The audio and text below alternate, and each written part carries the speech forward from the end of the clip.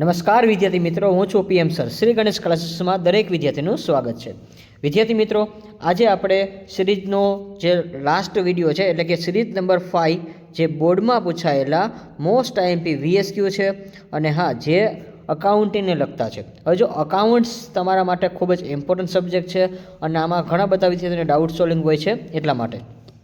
તો વિદ્યાર્થી મિત્રો, હવે આના જે આપણે વીએસક્યુ કયા ચેપ્ટરમાંથી પૂછાય છે, તો પાર્ટ 1 એની અંદર ચેપ્ટર નંબર 3, 4, 6 અને 7. જો માત્ર આ 4 ચેપ્ટર તમે કરો એટલે તમારે રોકડા માર્ક આવી જશે અને સ્વાધ્યાયના અથવા તો બોર્ડમાં પૂછાયેલા વીએસક્યુ.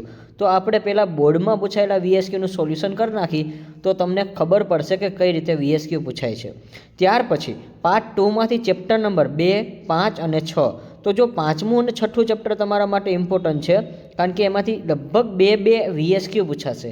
જો 2 વીએસક્યુ એટલે ટોટલ 5મું અને 6ઠું ચેપ્ટરના ખાલી વીએસક્યુ વાંચો ને તો પણ તમારે 4 માર્ક રોકડા આવી જશે. એટલે ખાસ બ્લુપ્રિન્ટને સમજીને જજો વિદ્યાર્થી મિત્રો. અને હા, આપણે ઓલરેડી બ્લુપ્રિન્ટ પણ છે, જો તમે ન જોઈ હોય તો આપણે ડિસ્ક્રિપ્શન બોક્સની અંદર તમને મળી જશે. ખાસ એકવાર માર્ચ 2024માં જે પ્રિન્ટ હતી બ્લુપ્રિન્ટ તે જ પ્રમાણે 2025માં પૂછવાનું છે. તો આપણો બ્લુપ્રિન્ટનો વિડીયો જે નથી જોયો તો પહેલાં તમે એ ખાસ જોઈ લેજો, ડિસ્ક્રિપ્શન બોક્સની અંદર મળી જશે. અને વિદ્યાર્થી મિત્રો, આ વિડીયોને મેક્સિમમ તમે શેર કરો કારણ કે જો તમને આ વિડીયો પસંદ આવે છે તો એક તો તમે મેક્સિમમ શેર કરો જેથી કરીને ધોરણ 12 કોમર્સના દરેક વિદ્યાર્થીઓને મોસ્ટ ઇમ્પોર્ટન્ટ બોર્ડમાં પૂછાયેલા વીએસક્યુ મળી રહે. જો એને લખેલું છે બોર્ડમાં પૂછાયેલા વીએસક્યુ. વિદ્યાર્થી મિત્રો, માત્ર તમારે વીએસક્યુમાં 10માંથી 10 કઈ રીતે લેવાના છે તેનું સંપૂર્ણ આઈએમપી છે એ તમને આ વિડીયોમાં જોવા મળશે કારણ કે બધા બોર્ડમાં પૂછાયેલા છે. અને હા, વધારાના આપણે 4-5 લીધા હોય છે જે પૂછાવાના હશે એવા. ટોટલી આ વિડીયોમાં માત્ર 90 જ વીએસક્યુ આપું છું વિદ્યાર્થી મિત્રો. અને આ 90ની બહાર તમારે વીએસક્યુ નહીં જાય, તે ડેફિનેટલી તમને કહી દઉં છું. તો આવી જ રીતે ધોરણ 12 કોમર્સના તમામ વિષયના માર્ચ 2025ના આઈએમપી માટે અમારી ચેનલને આજે સબસ્ક્રાઈબ કરજો વિદ્યાર્થી મિત્રો. અને હા, હવે આપણે બોર્ડમાં પૂછાયેલા વીએસક્યુ છે એનું સંપૂર્ણ સોલ્યુશન કરી. પણ હા, તે પહેલાં એક વાત જણાવી દો વિદ્યાર્થી મિત્રો કે બીએ ઇકો એસપી તેના સેક્શન સી આપણે જલ્દીમાં જલ્દી મૂકશું જેથી કરીને તમને તમારે બોર્ડમાં કેટલું લખાણ કરવું, કેટલા પ્રશ્ન લખવાના હોય છે, કયા મુદ્દા લખવાના હોય છે, અર્થ પૂછે છે તો શું લખવું, કેવી રીતે લખવું, તેના પણ તમને મોસ્ટ ઇમ્પોર્ટન્ટ ક્વેશ્ચન છે એની પણ તમને દરરોજ આપણે ચેપ્ટર વાઇઝ એવું લાગશે તો કરશું. એટલે ચેપ્ટર વાઇઝ કરીશ તો તમને ખબર પડશે કયા ચેપ્ટરમાંથી મારે કેટલા વીએસક્યુ વાંચવાના છે.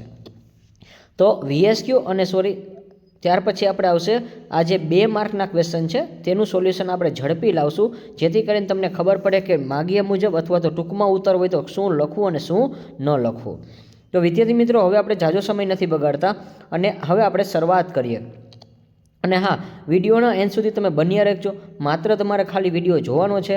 તમે જોશો તો પણ તમને 10માંથી 10 આવી જશે કારણ કે માત્ર હું જે જવાબ બોલું છું તે તમારે હાઇલાઇટ કરવાની છે. અને આ પીડીએફ તમારે જોતી હોય તો તમને ડિસ્ક્રિપ્શન બોક્સમાં આપેલ ટેલિગ્રામની ચેનલ લિંક છે એમાં તમે જોઈન્ટ થઈ જજો એટલે તમને આ પીડીએફ એમાં મળી જશે. કારણ કે આવનાર જે આપણે 20 અથવા 22 તારીખની અંદર બધી પીડીએફ જે છે સિરીઝ નંબર એમસીક્યુના અથવા તો વીએસક્યુના બંને સિરીઝની પીડીએફ છે તમને ગ્રુપમાં ફોરવર્ડ થઈ જશે. તો વિદ્યાર્થી મિત્રો, હવે આપણે શરૂઆત કરીએ કે ક્વેશ્ચન નંબર 1, પાઘડી એ કેવા પ્રકારની મિલકત છે? પાઘડી એ અદ્રશ્ય મિલકત છે. ત્યાર પછી ક્વેશ્ચન નંબર 2, મૂડીકૃત નફો એટલે શું? અપેક્ષિત વળતર દરના આધારે સરેરાશ નફાની મૂડીકૃત કિંમત એટલે મૂડીકૃત નફો. ક્વેશ્ચન નંબર 3, પાઘડી એટલે શું? પાઘડી એ ધંધાની બજારમાં પ્રતિષ્ઠાનું મૂલ્ય દર્શાવતી અદ્રશ્ય મિલકત છે. જો પાઘડી એ ધંધાની બજારમાં પ્રતિષ્ઠાનું મૂલ્ય દર્શાવતી અદ્રશ્ય મિલકત છે. ત્યાર પછી ક્વેશ્ચન નંબર 4, અધિક નફો એટલે શું? સરેરાશ નફાનો અપેક્ષિત નફા પરનો વધારો એટલે અધિક નફો આવશે.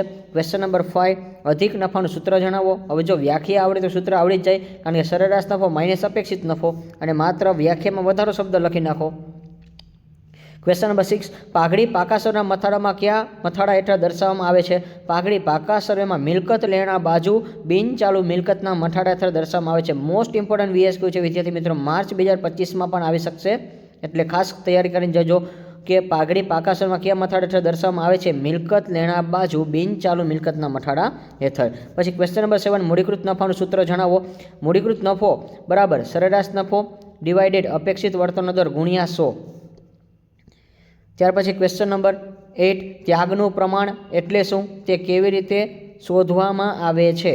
જ્યારે ચાલુ ભાગીદારો વચ્ચે નફા નુકસાનની વહેંચણીના પ્રમાણમાં ફેરફાર થાય ત્યારે અમુક ભાગીદારો તેના નફાનો ભાગ ફેરફાર પહેલાં મળતો હતો તેનાથી ઓછો ભાગ મળે તેને ત્યાગનું પ્રમાણ કહેવાય. જો ખૂબ ઇમ્પોર્ટન્ટ ડેફિનેશન છે ત્યાગ અને લાભ, આ બંને વારાફરતી પૂછાય જ છે. એટલા માટે કે જ્યારે ચાલુ ભાગીદાર વચ્ચે નફા નુકસાન વહેંચણીના પ્રમાણમાં ફેરફાર થાય ત્યારે અમુક ભાગીદારોનો નફાનો ભાગ ફેરફાર પહેલાં મળતો હતો તેનાથી ભાગ કેવો મળે? ઓછો મળે, ત્યારે તેને ત્યાગનું પ્રમાણ કહેવાય. અને જો એમાં એ લોકોએ લખ્યું જ છે કેવી રીતે શોધવામાં આવે છે એટલે સૂત્ર ખાસ લખજો વિદ્યાર્થી મિત્રો, નકર માર્ક કપાશે. કારણ કે ભાગીદારે કરેલ ત્યાગ બરાબર જૂનો ભાગ માઇનસ નવો ભાગ. ક્વેશ્ચન નંબર 9, પુનઃમૂલ્યાંકન ખાતાને બીજા કયા નામથી ઓળખાય છે? તો વિદ્યાર્થી મિત્રો આ કયા શબ્દ છે ને કાઢી નાખવાનો, તમારે આખો જવાબ લખવાનો છે. તમારે પરીક્ષામાં એટલું લખવાનું છે કે પુનઃમૂલ્યાંકન ખાતાને પછી તમે હાઇલાઇટ કરો વિદ્યાર્થી મિત્રો, નફા નુકસાન હવાલા ખાતા નામથી ઓળખવામાં આવે છે. તો જો વિદ્યાર્થી મિત્રો VSQ હોય ત્યારે તમારે આ કઈ શબ્દ હોય એમાં હાઇલાઇટ કરવાનું છે અને એ તમારો બંધ બેસતો જવાબ છે કે કયા શબ્દ એ કાઢી નાખો, નફા નુકસાન હવાલા ખાતું, બાકી બેઠો પ્રશ્ન લખવાનો છે. તો ખાસ તમે એક તો VSQ વ્યવસ્થિત લખજો અને સાથે સાથે પ્રેઝન્ટેશન કરો. જે જવાબ હાઇલાઇટ હોય ને એ તમારે કરવાનો છે, ખાલી લીટી કરે નહીં ખબર પડે, કારણ કે જવાબને ઓળખતા શીખો. ક્વેશ્ચન નંબર 10, એકત્રિત નફાની વહેંચણી કઈ રીતે થાય છે? એકત્રિત નફો ચાલુ ભાગીદારો વચ્ચે જૂના નફા નુકસાનના પ્રમાણમાં વેચવામાં આવે છે. જો ભાઈ આ VSQ છે ને MCQમાંથી બનાવેલો છે કે એકત્રિત નફાને વહેંચણી કઈ રીતે થાય છે. એકત્રિત નફો ચાલુ ભાગીદારો વચ્ચે, જો ભાઈ એકત્રિત નફો ચાલુ ભાગીદારો વચ્ચે જૂના નફા નુકસાનના પ્રમાણમાં વેચવામાં આવે છે. અને વિદ્યાર્થી મિત્રો ખાસ તમને કહું છું કે જો તમે MCQની સિરીઝ ન જોઈ હોય 5 વિડીયો તો ખાસ જોઈ લેજો અને VSQ પણ તમે ખાસ જોઈ લેજો. તમને ઘણું બધું આમાંથી શીખવા મળશે, કારણ કે 30 માર્ક બેઠા છે. 30માંથી આપણે 25 અથવા 30માંથી 30 આવે એવા વિદ્યાર્થી જ ખાસ આપણે રાખવાના છે. અને હા, તમારે પણ જોરદાર મહેનત કરવાની છે વિદ્યાર્થી મિત્રો. તમને પણ 30માંથી માની લો કે ફર્સ્ટ ઇમ્પ્રેશન તમારા VSQ જો મેં સોલ્વ કરાવ્યા હોય અને MCQ મેં સોલ્વ કરાવ્યા એ તમારે આવી જશે તો તમારું પેપર બેટરમાં બેટર જવાનું છે અને ખૂબ જ ઉત્સાહ મળશે. કારણ કે જો શરૂઆત જ તમારી સારી થાય ને તો તમને ખૂબ જ મજા આવશે. એટલે ખાસ તમારી પહેલાં તો ફર્સ્ટ ઇમ્પ્રેશન સારી પાડો, કારણ કે આપણે 30માંથી પહેલાં તો 25 અથવા તો 30માંથી 30 આ બેની જ વચ્ચે ટાર્ગેટ રાખવાનો છે. અને હા, તમારે જો સારા માર્ક આવશે તો તમારું ડેફિનેટલી પરિણામ પણ બહુ જોરદાર આવવાનું છે. કારણ કે શરૂઆત જ તમારી સારી હશે તો વાહે એ લોકોને મજા આવશે કે આ લોકોનું પેપર બહુ સારું હશે, એવું એ લોકો માનતા હોય છે. એટલા માટે તો ખાસ પછી આપણે આગળ વાત કરી. ક્વેશ્ચન નંબર 11, ભાગીદારી પેઢીના પુનર્ગઠન એટલે શું? જુદા જુદા કારણસર ભાગીદારીમાં થતો ફેરફાર એટલે પુનર્ગઠન. જો આ વ્યાખ્યા ઘણા લોકોને સ્કૂલમાં પૂછાઈ ગયા છે અને આવડતી જશે. ત્યાર પછી ક્વેશ્ચન નંબર 12, પુનઃમૂલ્યાંકન ખાતાની મિલકતના વધારો થાય તો જો મિલકત વધે તો આવક વધે અને વધે તો આવે તો ઉધાર, એટલે જે તે મિલકત ખાતે ઉધાર તે પુનઃમૂલ્યાંકન ખાતે જમા. જો આની આમ નોંધ લખવાની છે, જો ચોખવટ કરી છે કે જે તે મિલકત વધે, મિલકત ઘટે તો એનાથી ઊંધી આમ નોંધ કરી નાખવાની વિદ્યાર્થી મિત્રો. મિલકત ઘટે એવું કહે તો પુનઃમૂલ્યાંકન ખાતે ઉધાર અને તે જે તે મિલકત ખાતે જમા. ક્વેશ્ચન નંબર 30, પુનઃમૂલ્યાંકન ખાતાનો નફો કે નુકસાન કયા ખાતે લઈ જવામાં આવે છે? જો પુનઃમૂલ્યાંકન ખાતાનો નફો હોય કે નુકસાન હોય ભાગીદારો વચ્ચે તો જો અહીંથી જવાબ ચાલુ થાય છે કયા શબ્દમાં હતું? તો જો અહીંયા ભાગીદારો વચ્ચે નફા નુકસાનના જૂના પ્રમાણમાં વેચવામાં આવે છે અને ભાગીદારના મૂડી અથવા ચાલુ ખાતે લઈ જવામાં આવે છે. જો ખાસ યાદ રાખજો, પુનઃમૂલ્યાંકન ખાતાનો નફો હોય કે નુકસાન હોય કોની વચ્ચે વેચાય? જૂના ભાગીદારો વચ્ચે જૂના નફા નુકસાનના પ્રમાણમાં વેચવામાં આવે છે અને તેને કયા ખાતે લઈ જવાય? ભાગીદારના કાં તો મૂડી ખાતા કાં તો ચાલુ ખાતા. આ પ્રેક્ટિકલ આન્સર છે વિદ્યાર્થી મિત્રો, અને આ તમે દાખલા ગણતા હોય છો પ્રવેશ નિવૃત્તિમાં, એમાં આવું આવે છે. ત્યાર પછી ક્વેશ્ચન નંબર 40, ભાગીદારી પેઢીના એકત્રિત નફાની રકમ વહેંચણી અંગે નમૂનાની આમનોંધ લખો. જો ભાઈ એકત્રિત નફાની આમનોંધ કીધી છે તો એકત્રિત નફા ખાતે ઉધાર તે ભાગીદારના મૂડી અથવા ચાલુ ખાતે જમા. અને તમારે આમ નોંધ છે એ તમને આવડે છે એ રીતે જ લખવાની છે, આ PDF મુજબ નથી લખવાની, એટલે ખાસ એ તમારે નોટ ડાઉન કરવાનું. ક્વેશ્ચન નંબર 50, લાભનું પ્રમાણ એટલે શું તે કેવી રીતે શોધવામાં આવે છે? ચાલુ ભાગીદારો વચ્ચે નફા નુકસાનની વહેંચણીના પ્રમાણમાં ફેરફારને કારણે અમુક ભાગીદારને મળતા નફાના પ્રમાણમાં વધારો થાય. જો ભાઈ લાભ હોય ત્યારે વધારો થાય છે, એટલે કે ભાગીદારોને નફા પર નફામાં પહેલાં કરતાં વધારે ભાગ મળે તેને લાભનું પ્રમાણ કહેવામાં આવે છે. અને જો કેવી રીતે કીધું છે એટલે સૂત્ર લખજો, ભાગીદારનો લાભ બરાબર નવો ભાગ માઇનસ જૂનો ભાગ. ક્વેશ્ચન નંબર 60, ભાગીદારીમાં ફેરફારના કારણ જણાવો. જો ભાઈ ભાગીદારીમાં ફેરફારના 3 કારણ છે તો જણાવવાના છે, માત્ર 2 લખશો તો પણ માર્ક પૂરા જ આપશે. તો જો ચાલુ ભાગીદારો વચ્ચે એક તો નફા નુકસાન ફાળવણીના પ્રમાણમાં ફેરફાર થાય. તો જો આ જ્યારે ચેપ્ટર નંબર 4 ચાલુ થાય છે ને એમાં શરૂઆતમાં જ તમને આપે છે આકૃતિ દ્વારા દર્શાવેલું છે કે નફા નુકસાન ફાળવણીના પ્રમાણમાં ફેરફાર, નવા ભાગીદારનો પ્રવેશ અને ચાલુ ભાગીદારમાંથી કોઈ ભાગીદાર નિવૃત્ત થાય કે મૃત્યુ થાય. તો જો ફેરફારના 2 કારણ લખશો તો પણ તમને પૂરા માર્ક મળશે, એટલે તમે 3 ન લખો તો પણ ચાલશે. પછી ક્વેશ્ચન નંબર 70, નિવૃત્તિ કે મૃત્યુ વખતે તે ભાગીદારને તેના ભાગની પાઘડી કોના દ્વારા આપવામાં આવે છે? ભાઈ જો યાદ રાખજો ભાઈ, બાકીના ભાગીદાર. અને જો આમાં 2-3 જવાબ આવે છે, તમે કન્ફ્યુઝ ન થતા, કારણ કે નિવૃત્ત અને મૃત્યુ વખતે તે ભાગીદારને તેના ભાગની પાઘડી કોના દ્વારા આપે છે? જો ભાઈ બાકીના ભાગીદાર લખો તો પણ ચાલશે, ચાલુ ભાગીદાર લખશો તો પણ ચાલશે, એટલે ટેન્શન ન લેતા, બંને શબ્દ એક જ છે. બાકીના ભાગીદાર આપે તોય ચાલે અને ચાલુ ભાગીદાર હોય એ પણ આપી શકે છે. અથવા તો જે નિવૃત્ત જે હયાત ભાગીદાર હોય છે, ધંધામાં હજી જોડાયેલા હોય છે, એવા લોકો આપે છે. પણ આપણે બાકીના શબ્દ યાદ રાખજો, કારણ કે એ પણ બ્લુપ્રિન્ટમાં માન્ય છે એટલા માટે. અને હા, લાભના પ્રમાણમાં, જો આ ખાસ યાદ રાખજો, આ એક યુનિક ક્વેશ્ચન છે, લાભના પ્રમાણમાં લખી નાખજો. પછી ક્વેશ્ચન નંબર 80, નવા ભાગીદારના પ્રવેશ વખતે મિલકત અને દેવાના પુનઃમૂલ્યાંકન શા માટે કરવામાં આવે છે? જો ભાઈ પુનઃમૂલ્યાંકન શા માટે કરવામાં આવે છે? નવા ભાગીદારને શું કરી ભાઈ? પ્રવેશ આપી છે, એટલે પ્રવેશ વખતે મિલકત અને દેવાનું પુનઃમૂલ્યાંકન શા માટે કરવામાં આવે છે? તો જો પહેલાં તો પ્રશ્ન છે કે નવા ભાગીદારને તેના પ્રવેશની તારીખ સુધીમાં, જો ભાઈ પ્રવેશની જે તારીખ હોય ને એ સુધીમાં મિલકત અને જવાબદારી કિંમતમાં થતા ફેરફારના પરિણામે નફામાં ભાગ ન મળે. જો ભાગ મળશે નહીં એવું કીધું છે કે ભાઈ પ્રવેશની તારીખ સુધીમાં, એટલે જે તારીખે એને પ્રવેશ કરવાનો છે એ પહેલાં એ અંદર ન આવી શકે, કારણ કે જૂના હિસ્સામાં એને આપણે કોઈ દી ભાગ ન દેવાનો હોય, એટલે આપણા નફામાં કોઈ દીને ભાગ મળે નહીં. એવું નફા નુકસાન પણ ભોગવશે નહીં. તો જો આપણે નફામાં ભાગ ન આપીને તો નુકસાની ન જ કરે. અને હા, પછી તેથી બેઠો પ્રશ્ન લખી નાખવાનો છે. તો આ ખાસ યાદ રાખજો કે પ્રવેશની તારીખ સુધીમાં મિલકત અને જવાબદારીમાં કિંમતમાં કાંઈ પણ ફેરફાર થાય, પણ આ જ્યાં સુધી પ્રવેશની તારીખ ન આવે ત્યાં સુધી એને આપણે નફોય નથી દેવાનો અને એ નુકસાની નહીં ભોગવે. કારણ કે પ્રવેશની તારીખ નથી આવી એટલા માટે. પ્રવેશની તારીખ આવી જાય તો પછી બધું આપણે તણે વેચવું પડે. પછી ક્વેશ્ચન નંબર 90, પુનઃમૂલ્યાંકન ખાતું ક્યારે ઉધાર કરવામાં આવે છે? જો આ સામાન્ય ક્વેશ્ચન પૂછ્યો વિદ્યાર્થી મિત્રો કે પુનઃમૂલ્યાંકન ખાતું ક્યારે ઉધાર કરવામાં આવે? જ્યારે મિલકતની કિંમતમાં ઘટાડાથી, મિલકતની કિંમત શું થાય? ઘટે, અને જવાબદારીમાં થતા વધારાથી છે ત્યારે ઉધાર કરવામાં આવે છે. અને જો આ ક્વેશ્ચન યુનિક છે વિદ્યાર્થી મિત્રો અને અલગ રીતે પૂછે, જો તમને પ્રેક્ટિકલ આન્સર કહું છું કે આવો એક ક્વેશ્ચન પૂછે, તમે બોર્ડની પરીક્ષામાં ગયા, તમને એવું પૂછ્યું કે પુનઃમૂલ્યાંકન ખાતું ક્યારે જમા કરવામાં આવે છે, તો હવે જવાબ બોલો વિદ્યાર્થી મિત્રો શું આવે? તમને આવડી જ ગયો છે, કારણ કે તમને ખબર પડી ગઈ છે જવાબમાં જમા શું કામ કીધું છે, ઉધાર છે એની જગ્યાએ જમા કીધું. જો આટલો પ્રશ્ન બદલે તો જવાબ એ બદલાવતા શીખો વિદ્યાર્થી મિત્રો. શું આવશે કે પુનઃમૂલ્યાંકન ખાતું મિલકતની કિંમતમાં થતા વધારાથી, જો અહીંયા ઘટાડો શબ્દ અહીં નીકળી જાય, કારણ કે જમા છે ને એટલે વધારાથી, અને જવાબદારીમાં થતા ઘટાડાથી, અહીંયા ઘટાડો શબ્દ આવશે એટલે જમા કરવામાં આવે છે. તો જો આવો પ્રશ્ન તમને બોર્ડવાળા પૂછે છે એટલે ખાસ આને લખીને એકવાર પ્રેક્ટિસ કરજો.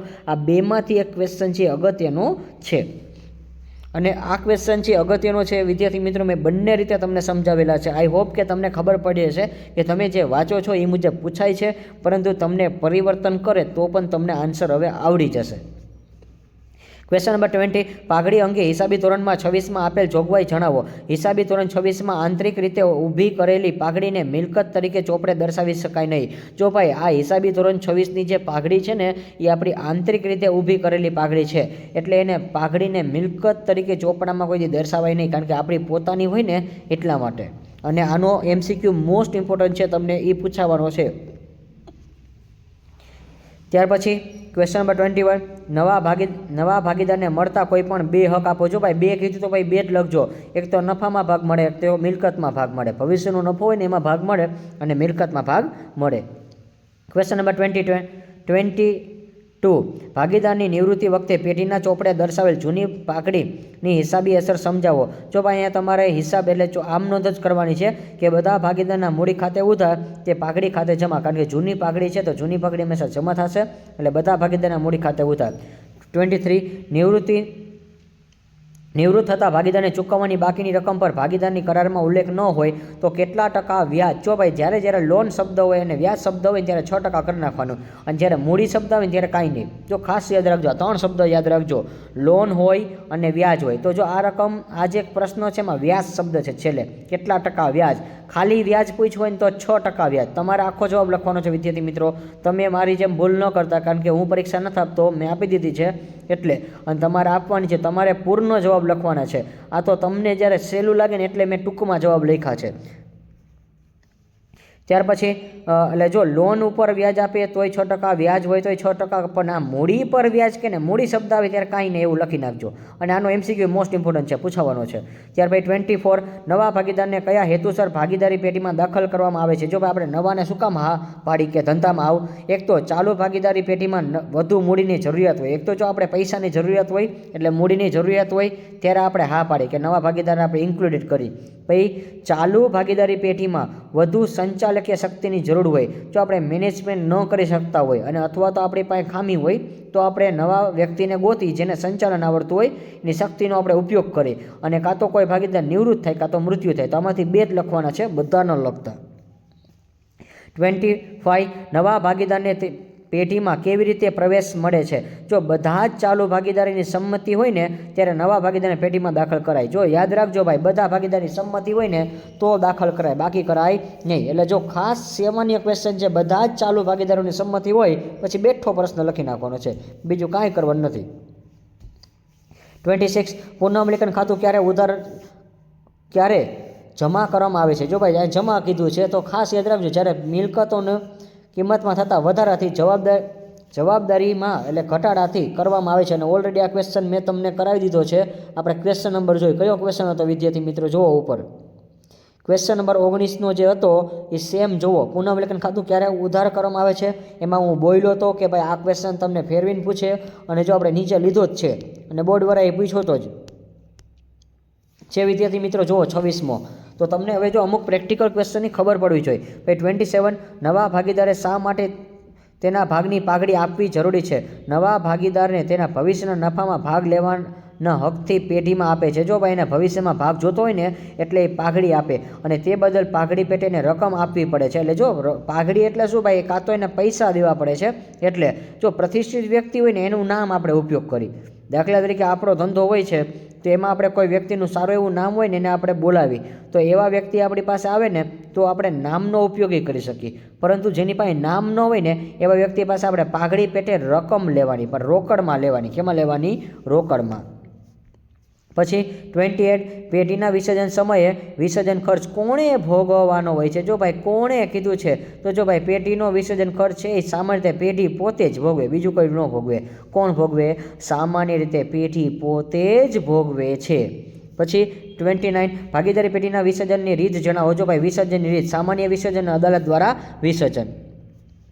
પછી 30. પેઢીના વિસર્જન સમયે અગાઉ માંડી વાળેલ ઘાલખાત પરત મળે. જો ભાઈ પરત મળે એટલે એનો મતલબ એમ કે તમને કોઈ બૂચ મારીને વહી ગયું હોય અને એ પૈસા પાછા આવે તો એને કહેવાશે રોકડ બેંક ખાતે ઉધાર, તે મામીની ખાતે જમા. જો ભાઈ ટૂંકમાં તેને મામીની કહેવાશે, માલ મિલકત નિકાલ ખાતું. આપણે એને ટૂંકમાં મામીની કહી. શું કહી છીએ? મામીની. પણ આવું કોઈ દી ધંધામાં બને નહીં, તમને કોઈ બૂચ મારી ગયું નહીં પાછા દેવા આવે, સમજાણું? પણ આવું ચોપડાવાળા કહે છે, એટલે મીન્સ કે અકાઉન્ટવાળા એવું કહે છે કે આપે તો. પછી 31. પેઢીના વિસર્જન સમયે પાકા અસરમાં દર્શાવેલ પ્રોવિડન્ટ ફંડની બાકીનો નિકાલ કેવી રીતે કરશો. જો ભાઈ બાકીનો નિકાલ કરવાનો છે તો આની આમનોંધ સ્વરૂપે કરો તો પણ ચાલે ને આ રીતે કરો તોય ચાલે. ભાગીદારી પેઢીના વિસર્જન સમયે પાકા અસરમાં દર્શાવેલ પ્રોવિડન્ટ ફંડની માલ મિલકત નિકાલ ખાતે જમા. જો શું થશે? માલ મિલકત નિકાલ ખાતે જમા બાજુ પર જોગવાઈના મથાળા હેઠળ દર્શાવવામાં આવે. જો ભાઈ ક્યાં લખવામાં આવે? જો ચોખવટ કઈ રીત છે કે આપણે પાકા અસરમાં પ્રોવિડન્ટ ફંડનો નિકાલ કરવાનો. કોનો? Provident fund. તો જો પ્રોવિડન્ટ ફંડ છે એ મામીની ખાતે જમા થાય. શું થાય? અને આની આમ નોંધ લખો તોય ચાલે, પ્રોવિડન્ટ ફંડ ખાતે ઉધાર તે મામીની ખાતે જમા, પણ આ એની કયા જોગવાઈ, તો કે જોગવાઈના મઠારા હેઠળ દર્શાવવામાં આવે છે. અને જેને આમ નોંધ લખવી લખી લેજો કે પ્રોવિડન્ટ ફંડ છે એ ખાતે ઉધાર અને મામીની ખાતે જમા. જો ઓલરેડી મામીની ખાતે જમા જ લખ્યું છે.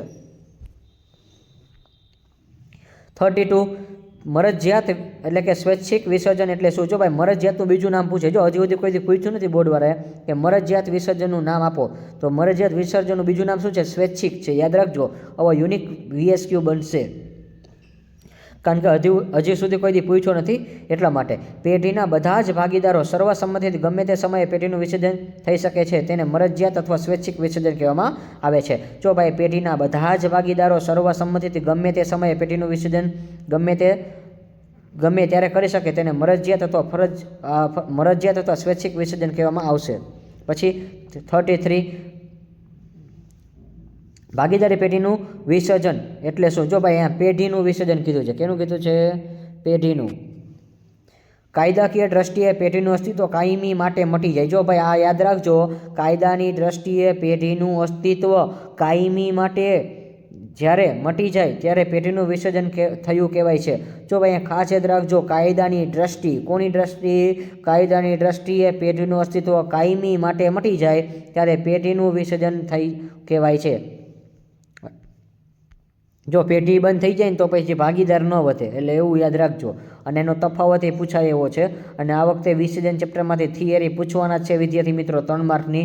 જેને સમજવી હોય તે કોમેન્ટ બોક્સમાં જણાવજો, એટલે આપણે મોસ્ટ ઇમ્પોર્ટન્ટ જે થિયરી હશે એ પણ આપણે સોલ્યુશન બતાવી આપશું.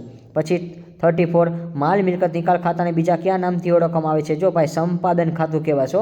જો સંપાદન ખાતાને બીજા કયા નામથી ઓળખાશે? આવો ક્વેશ્ચન તમારા વખતે બને. યાદ રાખજો કે સંપાદન ખાતાને બીજા કયા નામથી ઓળખાય, તો આવડવું જોઈએ કે માલ મિલકત નિકાલ ખાતું. કયું આવશે?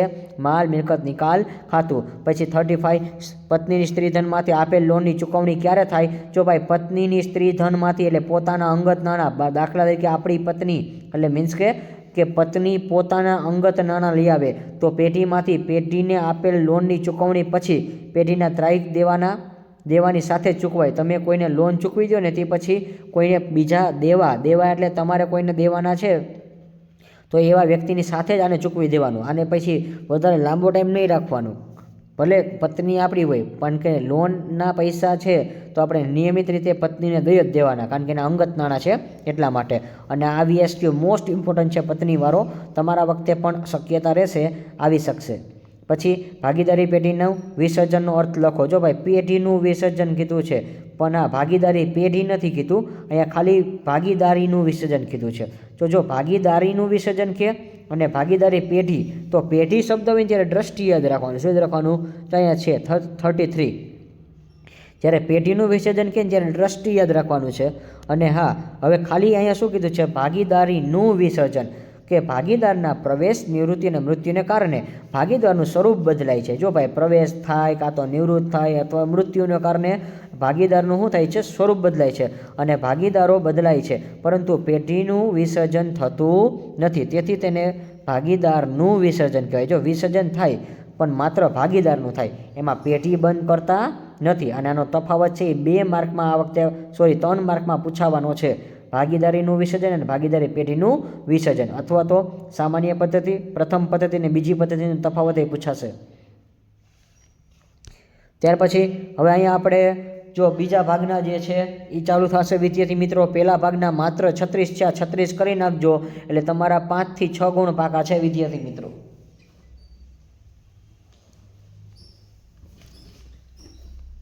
ચલો 5 થી 6 ગુણ બાકી રહેશે. તમારે મીન્સ કે 5 થી 6 ગુણ મેળવવા હોય તો આટલું તમારે કરી લેવાનું. એટલે શ્યોરિટી તમને કહી દઉં છું, તમને સારામાં સારા બેટર માર્ક મળી જવાના છે. અને VSQમાં કોઈ ગભરાવાનું નથી, કારણ કે આપણા બધા વિડીયો જોઈ લેજો સિરીઝના, એટલે તમારે બેઠા એમાંથી જ VSQ આવશે. એ પણ આપણે તમને સાબિત કરીને છેલ્લે પ્રૂફ કરીને બતાવી દઈશું. ચલો વિદ્યાર્થી મિત્રો, અને કોમર્સના જેટલા પણ વિદ્યાર્થીઓને તેને મેક્સિમમ શેર કરો વિદ્યાર્થી મિત્રો. માત્ર તમારે જો 45 મિનિટની અંદર 10માંથી 10 માર્ક લેવા હોય તો આરામથી આવી જ જશે. અને 45 થી 50 મિનિટ તમે મને આપશો એટલે શ્યોરિટી કહી દઉં છું તમારે આમાંથી 10માંથી 10 ગુણ પાકા જ છે. હવે 37 શેરનું વધારે ભરનું અને ઓછું ભરનું કોને કહેવાય? જો આ બંને વસ્તુ હાઈરે પૂછે તો બંને જવાબ લખજો ભાઈ કે કંપની જે જો અહીંયા પહેલાં હેડિંગ માર્યું છે શેરનું વધારે ભરનું, કંપની જેટલા શેર માટે અરજી મંગાવે તેનાથી વધારે કે અતિ શેરની સંખ્યા માટે અરજીઓ મળે તેને શેરનું ભરનું કહેવાય. શું કહેવાય? મેં દાખલા તરીકે માની લો મારી કંપની છે SGC અને મેં મારી કંપની છે, મેં મારા શેર બહાર પાડ્યા, મેં 100 શેર બહાર પાડ્યા. કેટલા? 100. પરંતુ મને 120 અરજી મળે તો મને વધારાની અરજી મળી. કેટલી મળી? વધારાની કેટલી કહેવાય? 20. તો આને કહેવાય અતિ ભરનું. અતિ ભરનું અથવા વધારાની અરજી કહેવાય છે. અને હા દાખલા તરીકે માની લો કે આપણે SGC નામની કંપની છે, પાછા એના શેર બહાર પાડી છે, પણ બીજી વખત જ્યારે આપણે બહાર પાડ્યા તેમાં આપણે દાખલા તરીકે 80 જ હોય છે, પરંતુ 80માંથી આપણને દાખલા તરીકે 75 મળી તો આપણે 5 ન મળી. એટલે કે કંપની જો જાહેર ભરના માં અરજી વખતે બહાર પાડેલ શેર કરતાં, એટલે મેં બહાર કેટલા પાડ્યા? 80, પરંતુ ઓછી શેરની અરજીઓ મળે પણ મને મળી 70, તો આને ઓછું ભરનું કહેવાય. પછી 38 જામીનગીરી પ્રીમિયમ એટલે શું? કંપની જ્યારે મૂળ કિંમત કરતાં વધુ કિંમતે શેર બહાર પાડે ત્યારે તે શેરને પ્રીમિયમથી બહાર પાડે એવું કહેવામાં આવે છે.